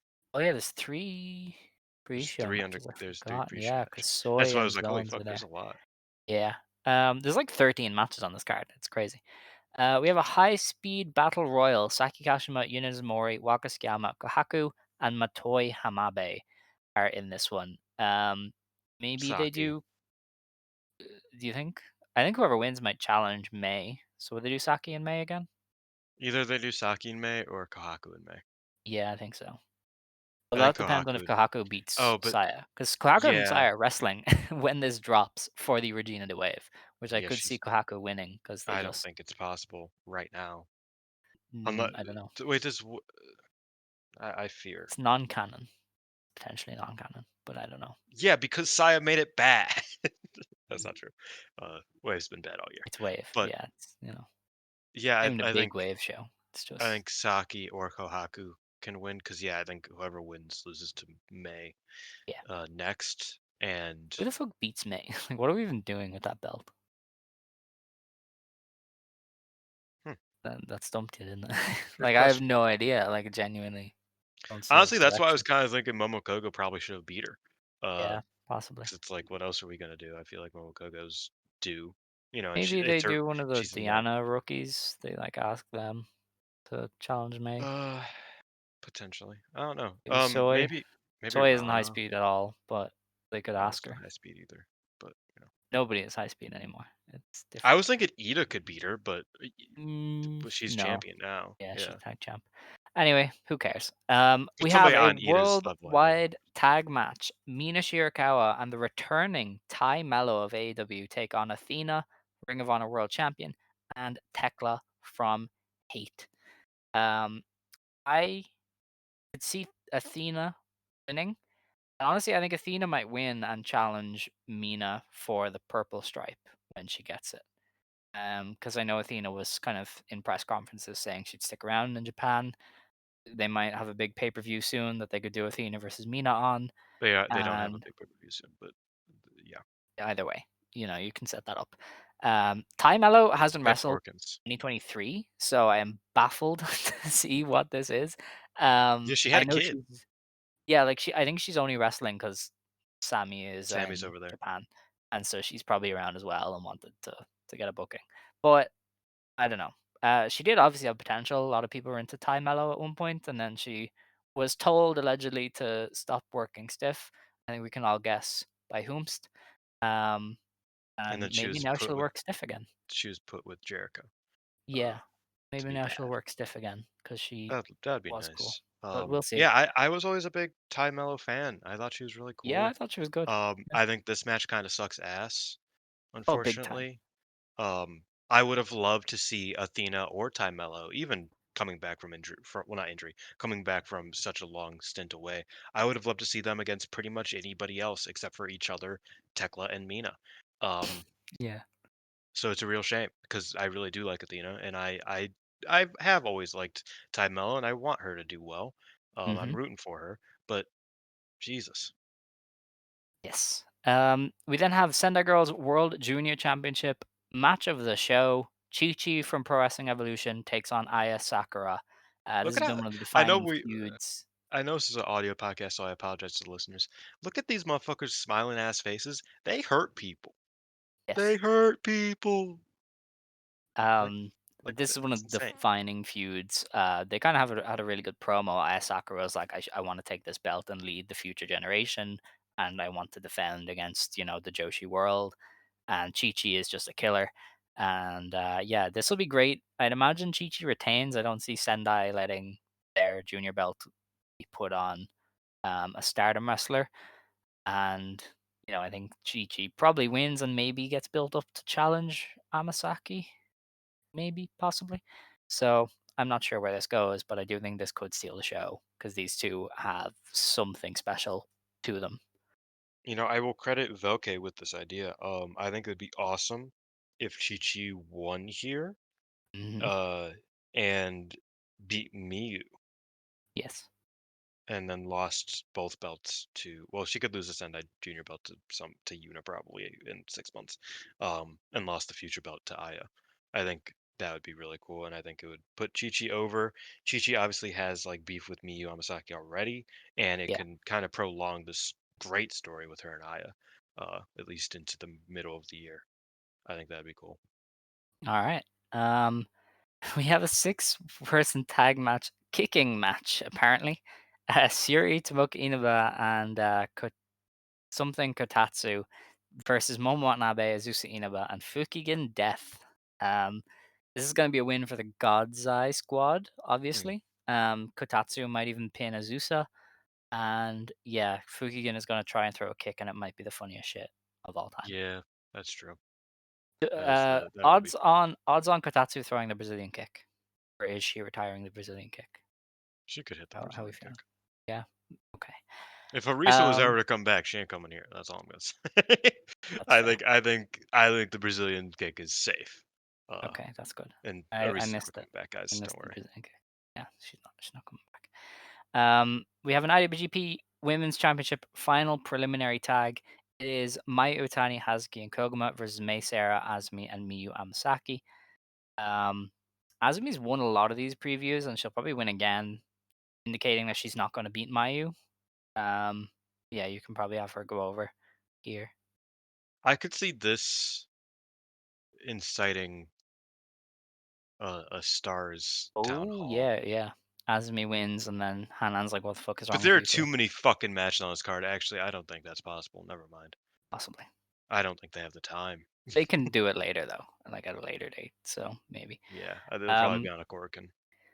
we have the Defeat the Evil Queen six-woman tag: Sori Ano, Natsupoi, and Sayaka Kurara versus Dump Matsumoto, Zap, and Natsuko Tora. Um, they probably pin Kurara there and Yeah. just have Tora or Dump get the win. Um, yeah. I know we're rocking with Tora. I'm rocking with Tora. Big fan. However, I think the Zap has the best knees on that team, Yes. Yes. which is crazy because Veteran of Tomoko like 30 Watanabe does years. not Yeah. have very good knees. Her knees are better than you'd expect for somebody who Yeah, wrestled back to be then. fair, I think her tagging with Kiro Ito, she would slow down to like match up with Ito, but in reality, she's a bit faster. Yeah. Well, Ito that'll be Ito fun. cooked this year though, so I'm not shitting on her. Trust me. Of course. We have the powerful tag team match: Micah and Hanako versus Chihiro Hashimoto and Yu. Yu is obviously going on a hiatus soon, even though she is wrestling in Eve next month. And yeah, Oh, Jesus, yeah. I assumed Tanaka better not Hanako fuck would this up, beat. man. I assumed Hanako would beat Yu, but I don't expect 200 kg and Mika Iwata to lose in Stardom back to back. So they probably have Big Hash pin Hanako, or Yeah. maybe Big Hash pins Micah, and they set that up as something for April. If Micah isn't the Kamitani challenger, but it's most Mm. likely Micah is But Kamitani I could see challenger. I could see Micah kind of get shaken off her game, losing here to she already got bloodied and brutalized. Possibly, yeah. I could see. It's most likely Hash over I think Hanako. her and Tam kind of have similar stories in the show where it's like it would make sense for them both to lose because Yeah, hate shook them. You know what I mean? maybe, possibly. We shall see. I think Speaking so. of Tam, she's in the super delicious singles match: Tam Nakano Tell me. versus Unagi Sayaka. Yeah, I think Unagi wins. They probably extend this one, either for Unagi's produce show or to through April, because I don't know what else Tam does on that Yokohama show, if not a I big think match it'll with Unagi. it'll probably be Unagi's show. Yeah, maybe they do a Cosmic Angels like reunion on that show, like the main three. That could be what Tam does. But Potentially. yeah, I think Unagi winning Um. here works. Oh, I thought this was Cosmic Rules. Oh, that No, changes it's just everything. super delicious. Um. Yeah, that's a joke for the old heads now. That's 2 years old. Um. The one time we almost ended the show. Hey, That was I crazy actually stuff. had a serious sit down discussion with Xavier and Scott about my defense of the Cosmic Rules match and whether I Oh dear regret it. God. I Did don't, you? but Okay. I do think that I shouldn't have made it, because I think the Cosmic Rules match was inherently bad because these women do not need their egos fed anymore. Yes. These two Okay. specifically, Tam and Yes. Unagi. None of the other ones, they're Especially fine, Tam. especially Tam. Um, because jeez, and Unagi actually. Unagi, I don't really fuck with Unagi either. She's pretty lame too. Um, but yeah, so this is a match that will happen. Okay. We have a New Year red and white special tag match. Starlight Kid and Suzu Suzuki take on Saya Kamitani and Momo Watanabe. Um, I think Momo Watanabe wins, and we set her up for her inevitable white belt loss. Um, maybe in You're getting it Vegas. out of the way real quick. Maybe in Vegas. I think they might do it in Vegas. I don't think they're gonna. I Um, don't think they do it here. Then I think I don't like she they probably have pins her. Suzu and challenges and then doesn't actually challenge, kind of the way they do Oh, things now, where she's yeah, like, the way "I'm they gonna did it take last that year. belt," and then waits like 4 months, and they do that because they know Momo is popular with, the international audiences, so I think they'll have her and Kid, You know what? on that show. I think it'll actually be the inverse. Really? I think Suzu's gonna pin Momo and challenge Kid, and Suzu they're gonna challenging do her own stablemate. yeah. Suzu's an easy V1. She's perhaps the easiest V1 in the company right now. I guess I just wouldn't see her as a Starlight Kid defense. I don't know. I can. Okay. I don't know, I think It's Momo gets. also a relatively fresh matchup, and I like that. But see, I also think they want Hate to end the show because Kamatani is their new thing. So I think Kamatani will definitely end as the winner. Do you know how many times that we record that like I feel like my body instinctively wants to bash its own head into the desk? Um, but I just like have to like stop myself and just like no, it's okay, Dylan, calm down. Um, That's crazy. I think this match will be good though. Like Oh, I for sure. feel like this is a, Dude, Momo a and Suzu, quartet that should come on. this should click. You know what I mean? Yeah, Um, so I'm hoping for the best. I also like that Kid immediately was like, uh, I'm the white belt champion. I don't care who the fuck is the red belt champion. I'm better than them. I was like, fuck yeah, homegirl. Talk. that's a beast. Talk your shit. Um, And she's right. So, I guess. All right, two more matches to preview. The first one is where is it? Oh yes, on Wrestle Kingdom 19 in the Tokyo Dome on January 4th. Second from the bottom, IWGP Women's Championship. Mayu Iwatani defends against Azumi. I think Mayu retains. I'd imagine Tam moves to be the favorite for this belt. see, but that's the Um, problem with you is that I feel like you have Tam and everything. That's where I'm well, like, Tam can be where is IWGP Tam gonna Women's be? Champion and face Unagi in April. So I Yeah, I think guess Tam probably Unagi beats Unagi. challenging. Yeah, Tam Yeah, Unagi challenging or challenging. Unagi challenging Tam would make sense. Well, also, I mean, I'd imagine Mercedes works that show, so maybe they do Mercedes Tam instead, and Unagi is just for her produce show. But Also possible. I think Tam is, as IWGP Women's Champion, allows for more big matches. Um, and if Mina wins the purple strap, then she can't beat Mayu. I think she is probably going to win the purple one. So I would have Mayu retain here. I don't think Azumi wins. I just read a translation of a Tam thing. I don't like Tam. Um, We know. yeah, I don't know. I think Azumi could win here, especially I if the rumors are. guess. I think if the rumors are true that that Mercedes wants to get a singles match with Azumi, um, I could see that being kind of. I could see both title changes, and Mercedes just getting her belt back, like the actual belt Yeah. back. Um, and giving Azumi giving Azumi uh, something because Kid got something, so giving Azumi something with less substance and value uh, seems like the way they probably want to go, That's fair. and Okay. for shorter duration, I'd imagine as well. All right. Well, So who I knows? think I think either one could happen. it's a long way till March, and it's a long way until Yokohama, uh, which is in April, right? Mm-hmm. Yeah, so it's a long way to the spring. So I can see either one winning here, and then but whoever wins here isn't gonna hold it past April. No, well, obviously not. Yeah, In one case, but yeah, yeah. I think Mayu retains on that one. Then on Wrestle Dynasty on the 5th of January, we have Willow Nightingale versus Persephone versus Athena versus Momo Watanabe in the International Women's Cup final. The winner receives a women's championship match from the participating promotion of their choosing. I suspect Athena Will wins. challenge a New Japan or Stardom champ. Yeah, she'll hold on to it and maybe challenge Mina on January, unless she challenges Mayu. She might just challenge Mayu. That would be cool as well. Um, Momo could also win and challenge somebody, but they would have to wait, I would imagine. I also think Um, that's kind of useless. Like, I don't think there's much point to doing that. that's true. That's true. Because yeah, she's already wrestled Mercedes and she's already wrestled Azumi, so and Mina, so it wouldn't really help. And Um, she could just challenge for the white or red anytime. It doesn't really yeah. matter. I guess there's an outside chance that the CMLL girl wins and challenges for the IWGP as part of Fantastica Mania, but I Ooh, don't see it. I think that might be. I think that might be the case. I think you might be Mm, cooking. maybe, maybe. I don't know. It's definitely Athena or her Persephone. That's how I would I agree. have it. I agree.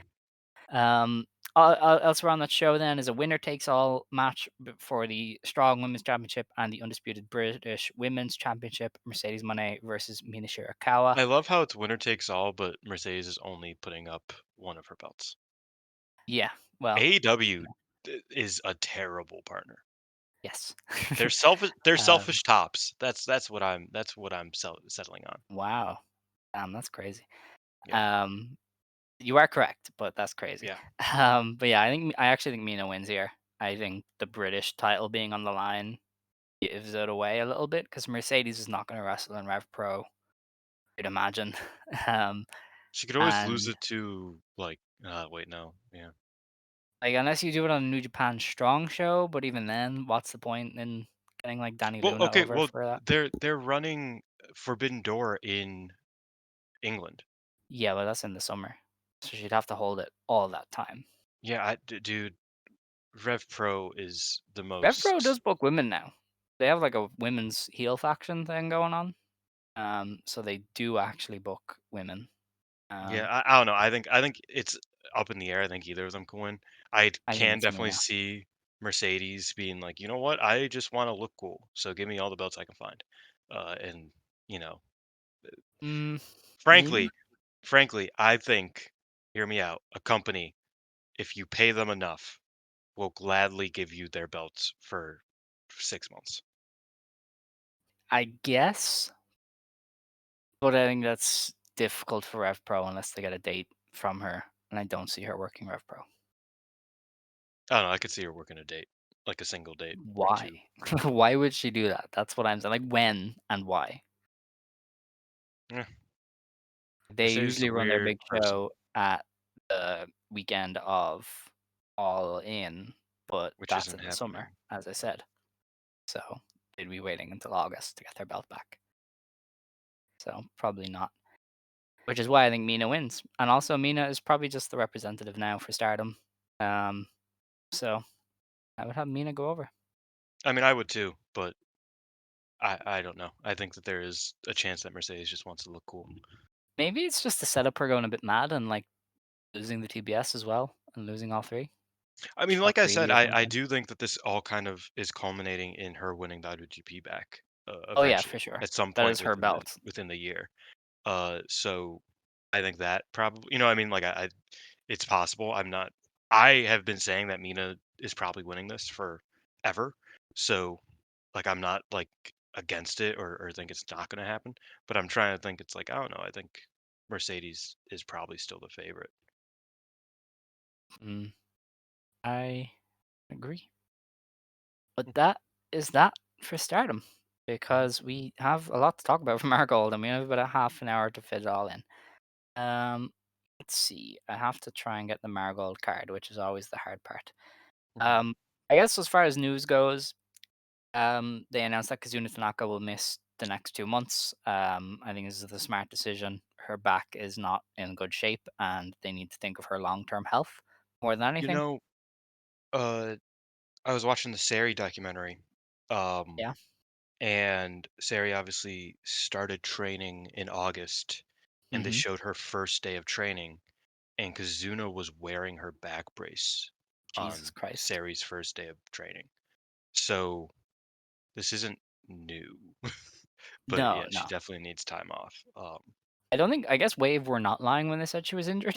I know there was a whole like Mhm. legal issue there, but I guess they weren't lying either because she And she is a and bit I fucked. think I think that's kind of a big reason why she's kind of toughed it out is because she's like, bro, I just want to wrestle for a few months.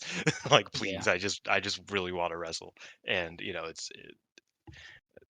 wasn't smart, but I'm happy that she's getting her time off now. Okay.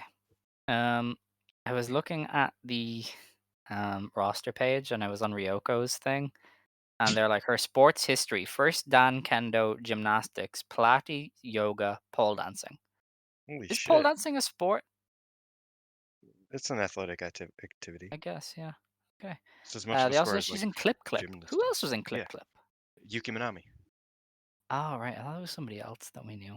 Um, yeah, I will get past that. Who's Haruka Hikaru Ohira? I assume that's the Ring ring announcer. announcer. Okay, because I cannot find the part where the card is, so I'm just kind of stalling. Komomo Minami tore her MCL. Yes, Komomo Minami tore MCL. Her update was basically just we don't know when she's going to be back, which is very worrying. And I also think it's a big hit for Marigold, because she and Rhea had basically been kind of holding it down as far as the undercard stuff goes. Obviously, Naho Yamada is too, but Naho kind of sometimes gets put into main events and stuff, whereas Komomo and Rhea are firmly lower card. I think we saw during the rookie tournament just how much they are going to It, miss they're gonna Komomo miss her, yeah. because the drop off is pretty noticeable, um, from her to the Minamis and Tachibanas.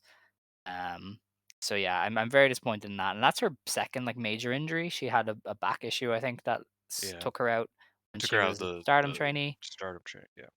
and now she has this MCL, which can really like mess up a wrestler. So kind of very disappointed to hear that, but I was glad that Kazuna was ruled out. I think she needed somebody to really just say, look, you are not okay, and for your long term health, you need to get back to wrestling. Um, Still haven't found the card, so I'm gonna go to Wikipedia. So like fuck all of this. Um Before we get into that though, maybe we should just talk about the two new debutantes Mm. at the Corkin Oh, I the do other want to day. add one thing. Um, who was the older lady in Riara? the no. Is it Well, Riara? yes, her No. too. Oh yeah. But is it Bulldozer? Was that her name? Yes, Yeah. Bulldozer. She passed her protest. Ooh, interesting. They Surprising the just Rumble, maybe? maybe but Cheating with because the Dark Wolves in again? this that'd be dope. In the Seri documentary, they showed all the people who were doing their protest Yeah. and uh yeah, Bulldozer was Bulldozer one. passed. Like Rossi Okay. said, all of you have passed. Congratulations. And Bulldozer started Ah. crying. Sari was crying. Huh. Like they were all like, yeah, like it was like a very, so I'm just like, oh, what? That's okay. Interesting. Yeah. So And also Riara was training with them, wasn't she? Riara was there for the tryout. Yeah. Like Right. because they hosted a tryout for wrestlers who had experience. Mm-hmm. And Riara, I don't know if that was the tryout because I'd imagine there would be a couple more other people. Maybe she was just the only one that was on camera. But yeah, Riara was also there. So it appears that Okay. Riara is fully Marigold bound. More so than even the people we thought were, because somebody retained their championship when she wasn't supposed to. Yeah, Yuki Mashiro getting cut immediately from Ice Ribbon and then retaining their belt is insane. Um, but it is what it is. So, the two at the Corkin the other day, on the 26th, I want to say, Nagisa Tachibana made her debut for Marigold when she wrestled Kizuna Tanaka. Um, I think she's an interesting one. Mm. I think she has a lot to work on. Don't get me wrong. I think Tachibana has a lot to improve. I think her forearms are pretty poor. I think at times as the match went on, she looked a bit lost, but she definitely did look comfortable to start. I think she has really good gear that kind of stands out from the rest. Um, yeah, I'm kind of interested in Tachibana. I think there's something there, but I think maybe people were just like blown away because she worked heel, which they don't usually see from a rookie. Because I wasn't overly impressed with Tachibana. But, maybe I'm just being too harsh. Um, yeah, I mean, I thought that she was pretty athletic. I thought that was her big thing is that she has athleticism to her. Mm. I could see what you mean. That it's like she looked kind of lost. And I thought similarly for her match against Yuka Minami this morning. That was So rough. Oh my god. yeah. To be fair, I think Yuka Minami is just like you need to hide her in tag matches because Yes. she's fun enough. You know, she's fun getting beat up in tag matches, but I think these singles like she just can't do them. No. Um, yeah, so I think you know I could definitely see what you mean where it's like she just doesn't look like she knows what she's doing sometimes. But when she does, she knows like she physically she can kind of like it clicks a bit more for her than even Ryoko in a lot of instances. Um, so I do kind of hold on to that and think there's hope with that. But I agree. I think there's just kind of um, it just hasn't clicked for her yet. You know what I mean? Yeah. No, that's fair. Overall. So, but also Um, she faced Kizuna on Kizuna's last match before yeah, going out with an I injury, did kind of and caveat that I want to see her against yeah, veterans, and I also kind of said the same for Ryoko as I need to see her against somebody not named Nanai Takahashi. Um, but yeah, I think Tachibana definitely can improve, but I will need to see something from her. Um, and then yeah, that takes us to Ryoko Sakamura. Yeah. Um, and I think smartest she's a wrestler in the company. yes. I think she's a natural. She projects very well. Even when she just poses, you can just feel the charisma. I think she's relatively tall. I think her gear looks great. She emotes very well in the ring as well. I thought she has the facial expressions during the Nanai match to really sell the beaten. Um, and even during the Naho match, where you could see her very much getting outclassed by Naho, she was still very good at emoting and kind of keeping the Mhm. crowd interested. So I think Ryoko gets a lot of the intangibles. And then on top of that, I think her forearms are good. She throws kicks, she throws knee strikes.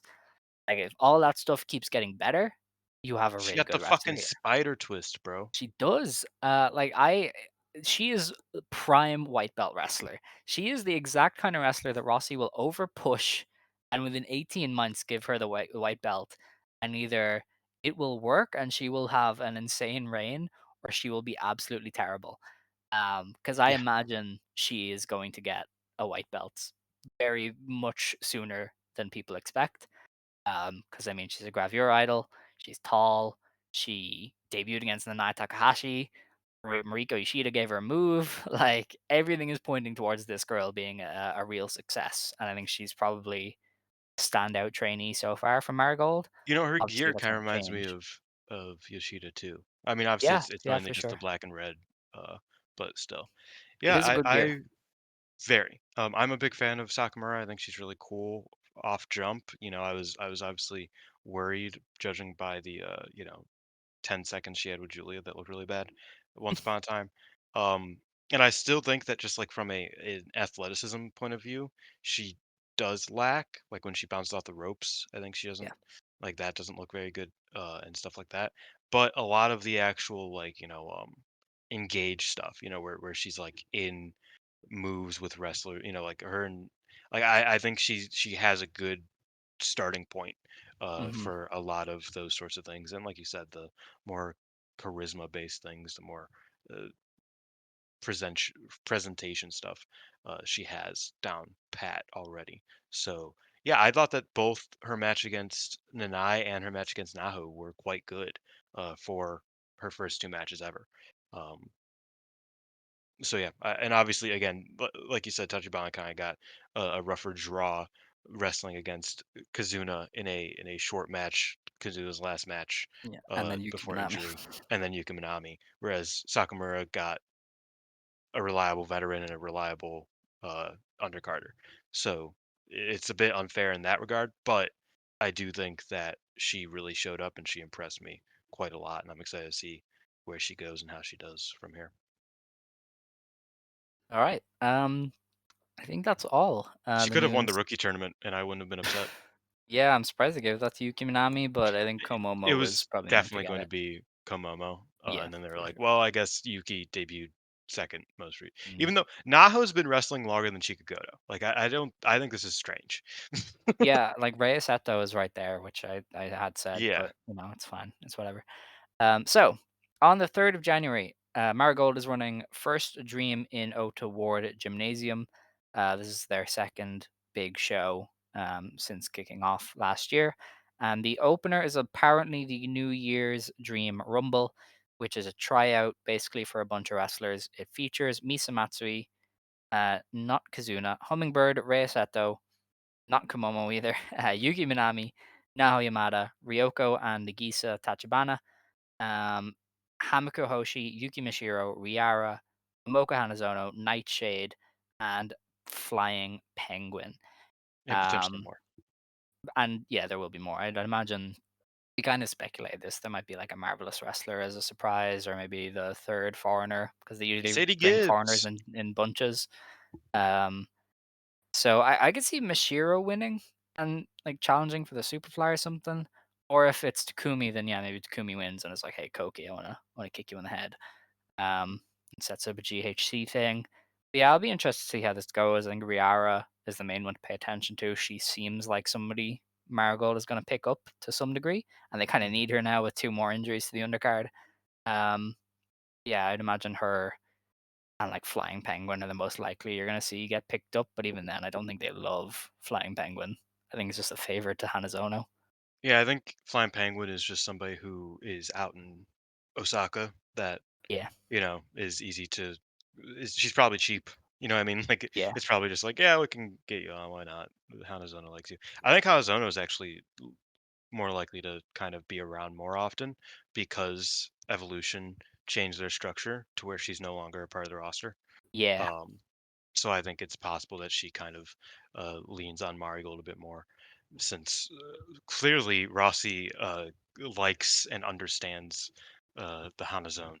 hell yeah, So I can see her as well. I also think that this doesn't like Yuki Mishiro is still very much in question because I think, and I said this before, I think the reason why like Hamako Hoshi, for example, is here and why Rossi's playing nice is because he expects to have to work with Ice Ribbon for some of this stuff, yeah, even though she's a freelancer. Even though she doesn't belong to Ice Ribbon, he probably doesn't want to step on their toes because it can just be messy and it's easier uh, when it comes to you know getting someone like Mashiro. So I imagine that's still probably in motion. I just don't really see her just completely just staying with Ice Ribbon as a freelancer from here on out.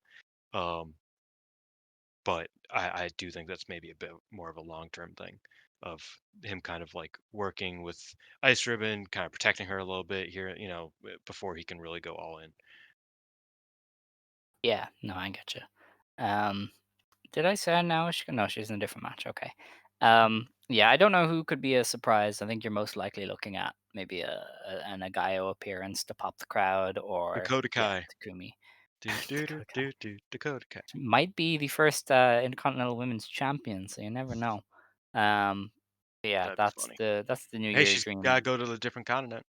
It's time. Intercontinental. That is true. That or it's Lyra, but I don't want Lyra.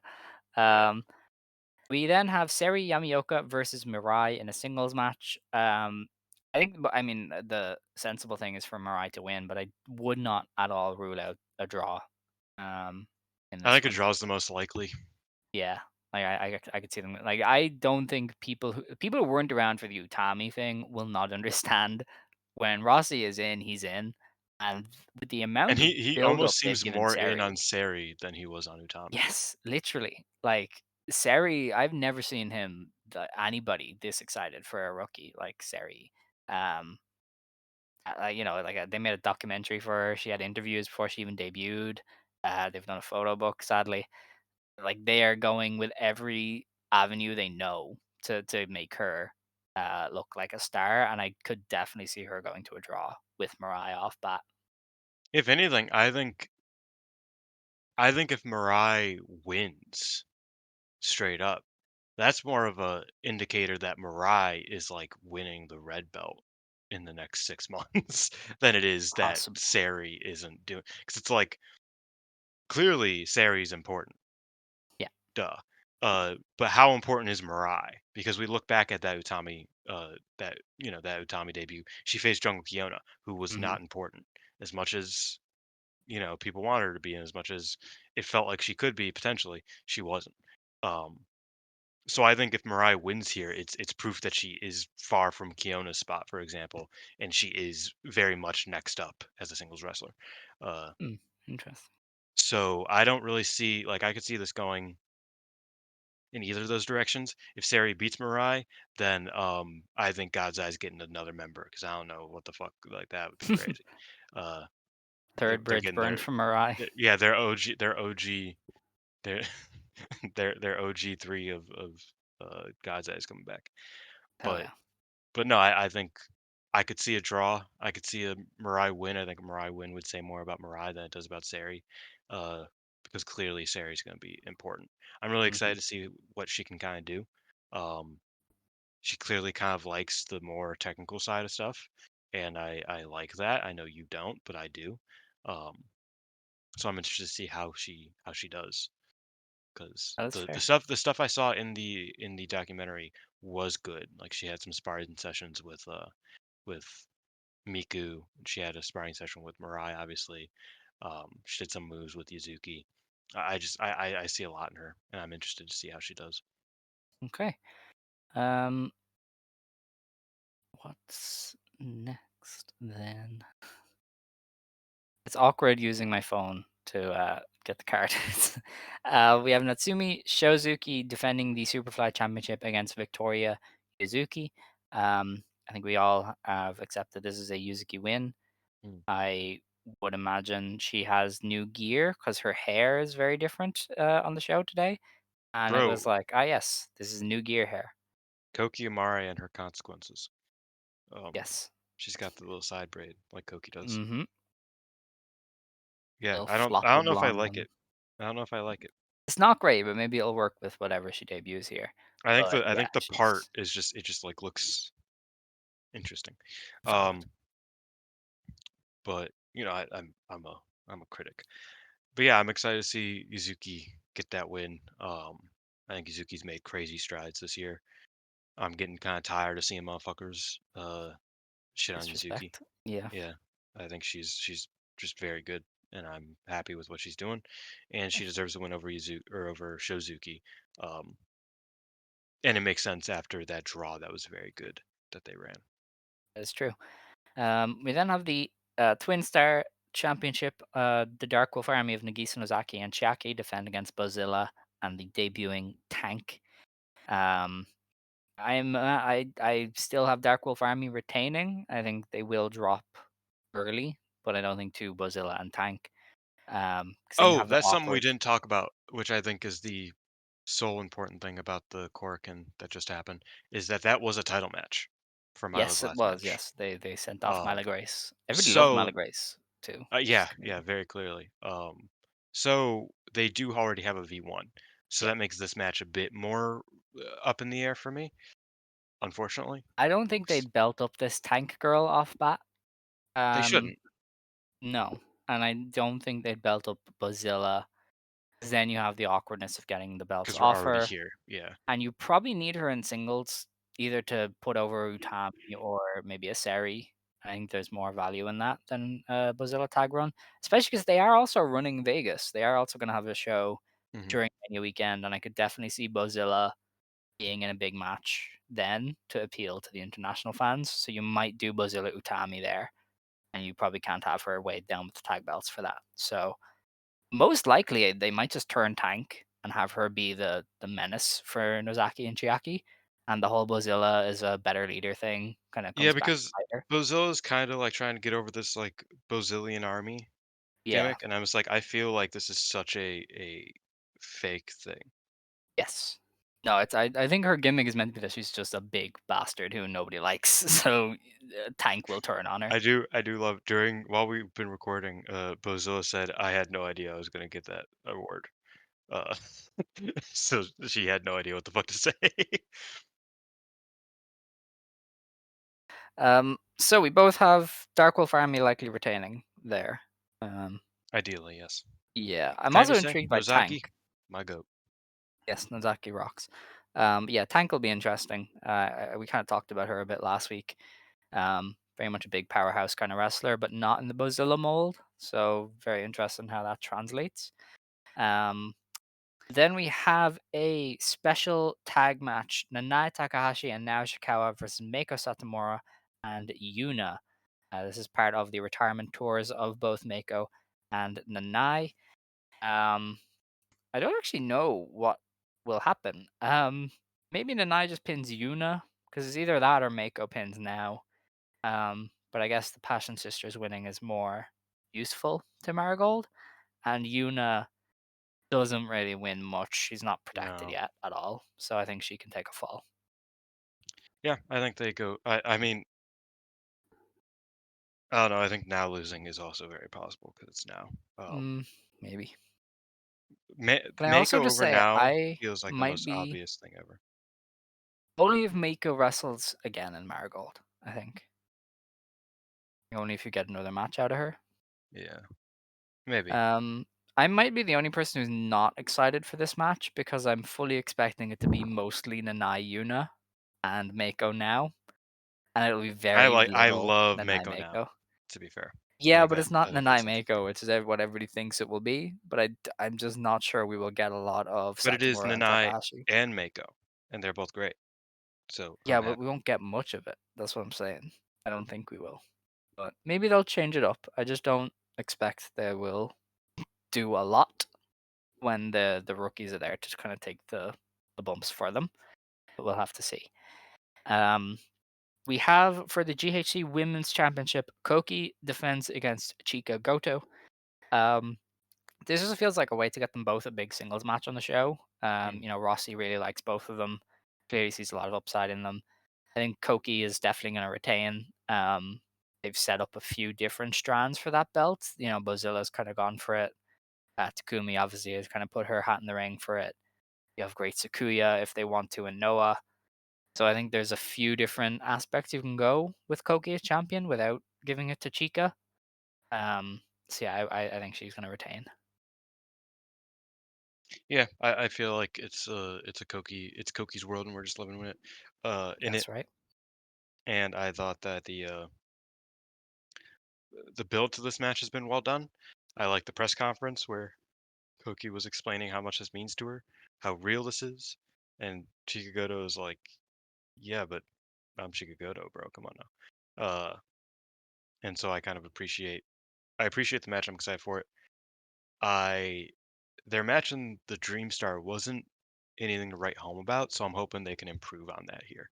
Um, Mm, okay. that's kind of what I'm looking at in terms of quality. I'm hoping that they can really uh, click in a singles capacity because I don't think they have yet, as far as I've seen. I don't know if they had any great singles matches in Actress, but That's a yeah. good question.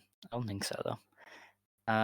All right. We then have the United National Championship. Miko Aono defends against Mai Sakurai. This is kind of one of the more obvious directions for the belt. I think Mai Sakurai is going to win it. They kind of set her as one of the main challengers. Essentially, as soon as Aono won it, she said, "I want to defend this against Mai Sakurai." Mai, of course, has kind of stepped into the role since Julia left and really stepped up. She was the runner-up for the Dream Star. I think, giving her a belt to kind of reward her hard work and saying, "Hey, look, we made my Sakurai into our own star," um, will kind of be a good way to kick off the year for Marigold. And also, you have the Mirai match between her Mm. and Mirai, so I think that's a direction they'll go eventually, which is Mai versus Mirai. And I guess until then, I don't know who she could defend against. That's probably the only difficulty, but maybe they don't mind. Not that Aono has a raft of challengers either, but yeah, I think Mai Sakurai will just build up to the big Mirai match eventually. Hmm. So I think she's gonna get it. I'm interested in how Iono falls out from this because she felt like somebody that they saw as one of the top crust, and over time it feels like she's been less and less emphasized. Almost like Yeah. they gave her the belt and then kind of went, hmm, not sure on that, which is interesting because I think she's been really good, but it definitely feels like they enjoy or they're more into my Sakurai than Miko Iono currently. Oh, definitely. Yeah, I agree. I'm interested to see what they do with Miku. I feel like the most obvious direction would be to put her with either Matsui or Shizuki and go after the Yeah. tag belts, become, Hmm. like a more fledged tag team. Uh, and yeah, I think that's a good lane for her post this. But I feel similarly. I think I find more intrigue in how Aono goes forward than I do in Mai, because I feel like with Mai you can really um, put her against anybody. I think the thing with Marigold, funnily enough, I think they have too many belts. Yeah, I said that as soon as the GHC came in. It really doesn't feel like they can facilitate three singles matches or four singles belts. When they have a Mm. roster of 20 people at most, it's just a lot to ask of But I anyone. but I also don't even think, I think it is, I think it's mainly just that they have a small roster. Um and the makeup of their roster, because it's like, I don't know, and this is something that, like, I think we care about more than they do necessarily. But it feels like, you can't just have um my Sakurai beat Chikagoto, because Chikagoto is just challenging for the GHC here, so she Yeah, can't really challenge my Sakurai next month for the. I mean, she can, but that, I mean, like, where it's like, well, realistically, there's no reason why she can't pin her in a tag match and be like, well, I'm a rebound, and this is what we're gonna do. Like, that's not unrealistic. Koki won the GHC belt after losing to Miku a few months ago, but I think it's just like timing wise, it's a bit difficult. You know what I mean? yeah. So that's where I'm kind of like trying Maybe to you're rack looking my for brain what you somebody do with from my. the Rumble to do it. Mm. Um, but I don't know. They are definitely in a difficult position, but they are only running Corkin once a month, so they might start spacing things out. I don't really know. They don't usually though. Rossi usually just kind of puts it all on the line. Um, so yeah, I don't know, but I do know my Sakurai is winning because it just makes the most sense to me. Maybe they do a Julia challenge if Julia ever comes back. That's funny. Yeah. um, I think the real interest is obviously in the main event. It's the Marigold World Championship. Sareee defends against Utami Hayashishita. There was a promo after the preview tag where Sareee essentially was like, "Are you willing to give your life for this?" And Utami wussed out. And I think I've never felt more certain that she needs to get pimp slapped into the ground more. Like Sareee needs to uranagi this fucker into the ground and pin her and Easy, man. just God damn. because it's like, how do you pass up such an easy bar? How are you so passive that even Sareee cannot get much of a tune out of you?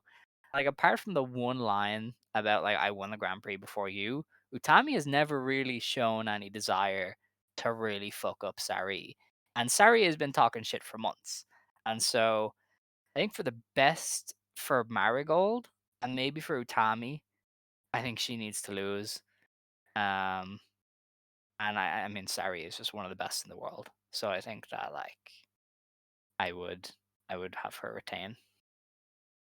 Yeah, that's another thing I was thinking, is that it's like, if either of these champions retain on this show, I could see the other one going for the other one. Um, because they have kind of set that up already. Meaning Miku goes for the red, challenges Sareee, or Sareee challenges Miku. Uh, for the white. So that is kind of where I'm looking at that. I do think that there are so many more legs to Sareee as world champion. Um, but I do also understand that it's like, it's Utami, man. Like, it's like we're trying to get our ducks in a row here.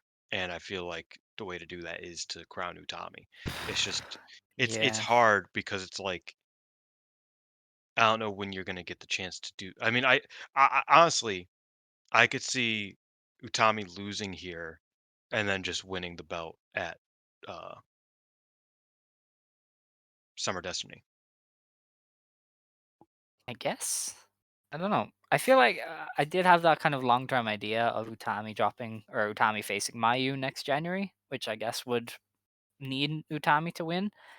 Um, so I guess maybe they do that, but I do think the best option would be Sareee retaining. That's kind of my thing. I mean, well, I expect if we're Utami to yeah, win, but I if we're think looking at Mayu, we're looking at Mayu. I think the most beast mode thing to possibly do is to have Sari win here. Mayu beat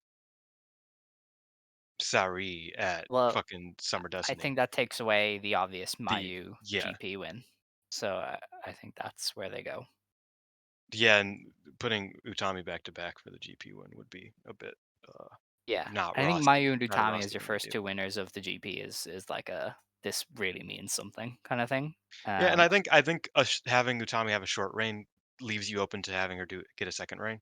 Uh, I think that was always kind of the problem with the Utami reign in Stardom was that it was so long that it didn't feel like she could very realistically get a second reign uh, within like a reasonable amount of time, if that makes sense. You know what I mean?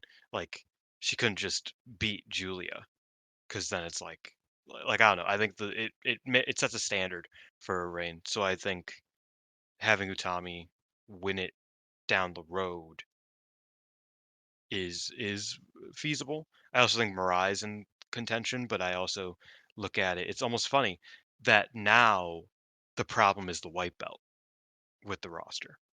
Um, when Marigold first started, it felt like who can we have challenge for the red belt? Like who makes sense?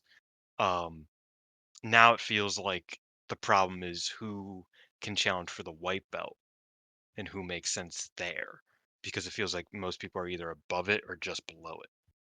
Um, So we'll see. I think there's a lot of intrigue. I would love Sareee to retain, though. I really want to see that Sareee Mirai match at some point. And I just think, like you said, booking the best wrestler in the world to be your world champion is not a bad idea, and you should probably do it when you can. yeah, yeah. I don't know. I'm just so torn between what I think he'll do and what I want him to do. Because, Mm. as I said like a few weeks ago, this show is priming it to be a peak Rossi show. He's going to belt up Mai. He's going to belt up Yuzuki. He's going to belt up Utami. Going to have Koki, defend the belt, and he's going to have all these people that he really likes leave this show as champion. Um, but I just haven't seen enough from Utami to indicate that she can be what Marigold kind of needs right now. She's obviously exceptional in the ring, but I think, without Julia there, you need that shit stir. Without Tam, you need somebody to do the legwork that Utami never really does. She's just too passive to me for this company to be the world champion. Mm. I think they need somebody I like disagree, Murray who but is constantly stirring shit, who is constantly keeping people interested, who's constantly going to the media and building matches. When like Utami never does that, you know, and I think you need that. So I do think that Sari as to be champion is fair, she best for does that. them. She just doesn't do it as like aggressively as Sareee. I think Saree's like a Yes, master marketer. Like she is. But I it's mean, like think that's about a it. unique. Utami Like spoke to Tam Tokyo doesn't do that. Sports, Tam uh, writes fucking Twitter threads, which but no, she also has her column thing, so she does a lot. yeah, I guess. And Julian had one as well. So like they all did all this extra work that Utami doesn't. Um, so I also just think that the story of Utami wasn't fully told, and she should suffer a bit before getting on top. Like we said, Marai said, I beat you. Who even are you? You're not Utami. And then 2 weeks later, she won the GP. And it's like Yeah. you didn't explore anything here with her. So to me, the best result is Sari winning, but I do expect they are going back to the norm with Utami as champion, and Rossi's going to have his favorites in order, and that's going to kickstart promotion again. So yeah, that's kind of where I'm at. Especially because I think they do Utami Bozilla in at WrestleMania weekend, so kind of has to have Utami as champion. Yeah, I don't know. I'm really up in the air about this result. I'm cool with either. I lean Sari in both like what he should do and what I think he might do. Mm. Um, but like Utami's the tried and true. I get it. Like I get why. I think it's been a rough first 7 months. It's been a bit rocky, and I can definitely see him seeing it like, okay, let's just get the red belt on someone that works here, I sort of guess. thing. You know what I mean? Sareee basically works there though. She's like effectively does. But yeah, no, I get it. Yeah, that's that though. It's Marigold First Should be Dream. great. Should be a great match though. Oh yeah, for sure. I mean, Sareee is on some crazy shit. And as I've said, like Utami is exceptional in ring. I think she's been very good for Marigold. It's just I need that extra stuff from her before I'm willing to anoint her as the ace. But Rossi doesn't seem to give a shit, so here we are. Also, Um, Utami, like, I mean, it's the curse. Like she lost in the preview match, so obviously she's going to win the actual match. yeah, that's true. That's true. Well, okay then. I will be so disappointed to have this elite wrestler as world champion of Marigold. Um, But yeah, it's going to be an interesting show. I mean, I think they're really going to have to deliver to kind of. I think Stardom really like hit them with a baseball bat with Dream Queendom. Like Stardom just said, none of you are on our level.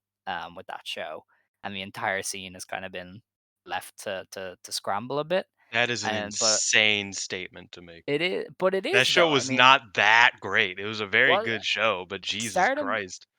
Stardom drew the biggest attendance of the year for a Joshi company and established two new major champions and two of their main eventers. Stardom, like Marigold doesn't even have that many main eventers. Like they have three. Well, yeah, So it's because like, Stardom has fucking 50 people on their roster. yeah, but Like you know what it's I not mean. hard. Like I And think they fucking really 35 of took a them lot. are world class. Like Yeah, I don't know. I think it's just a whole different animal. it Uh, is. But what I need Marigold to do here is because to of say men. we are at the very least number two. Like they need to really put their Yeah. best foot forward and say we are worthy of your attention. We're not Stardom, but you have to keep your eyes on us because right at the moment it is a bit of a scrimmage. Like Oz Academy is interesting to a lot of people. Sendai Girls is crazy. You know, TGPW was a good show the day after this. I think it's a really packed week to try and run a show like this, and they need to really deliver in a lot of aspects. And I think Seri has a lot of pressure on her to deliver. I think if Seri bombs, I mean, they're fucked. Like that's a lot of their big plans probably ruined. So yeah, there's a lot riding on the show, I think, just perception wise for Marigold. That makes it very fascinating to me. Yeah. No, I agree. All right. I get what you mean. Yeah. It's I'm just hoping for the best for them over there. Yeah, no, me too. And I think, look, we both know at this stage Mayu is probably going, which is another big gain for them, but I don't think they should rely on that just in case. Um, so Well, yeah, and they that's need to that's the get hard part people is into that it. it's like I don't know. It's difficult right now because they don't have crazy like the main event scene is lacking very clearly. Hmm. And I feel like Rossi is in Rossi mode of like I just want to make stars. And it's like, yeah, that's great, but you can't just push everybody into the main event. Like Sari has at least a year before she's truly in the main event. And like whether he likes her or not, she can't just win the red belt in the second month. If she does, holy fuck. I mean, she's Okay. she's definitely losing the GP final. I'm almost certain I think that's what Sari she'll does. definitely be in the conversation for the GP final. I don't know if she will get into it, but I think she'll definitely be like final day eligible Yeah. sort of thing at the very least. So yeah, like but you get what I mean is that it's like I think he's kind of like, "Oh, I like fiddling with these rookies, you know what I mean? Like seeing how we can tell these stories and how we can boost this person up and how we can, whatever." And I don't think there's enough I just don't think there's enough bodies at the top. You know what I mean? So I think a Mm, Mayu is very important. Uh, or you need to get in some freelancers like Nozaki. You know what I mean? Nozaki type of wrestlers, the veterans that can challenge and can be, substantial threats that are fun to watch and uh, good at leading matches to mm. really make your wrestlers look good. Because they don't have enough Nozakis. I think they can always do with a couple more. Okay. No, I agree. Definitely need more people up the card, which is honestly why I think Yuki Mishiro would be an interesting signing. Or if they did work with Ice Ribbon and got Hamiko, who is or not actually Minami Katsu. Fuck, get Minami Katsu, Mhm. unless she doesn't like Rossi, which she might not. But yeah, I don't know. I'm very interested in the show. I do think Marigold needs to deliver. I do think they need to make a statement, just to remind people that this is a company worth watching, in the very crowded scene right now. And yes, Utami especially needs to really show something with me because I'm starting to kind of go, you're just too calm, too passive. I'm not a fan. But that is that. We've been talking for over 2 hours. I am tired. My back hurts. I'm old, and I want to go home. So it is time to close the show. If you want to stand, you may stand. If you want to sit, you may sit. Believe today, shine tomorrow. You decide what you believe in. Shine forever, motherfuckers. Ijo. Ijo. And stay golden. Stay golden. Yeah, that too.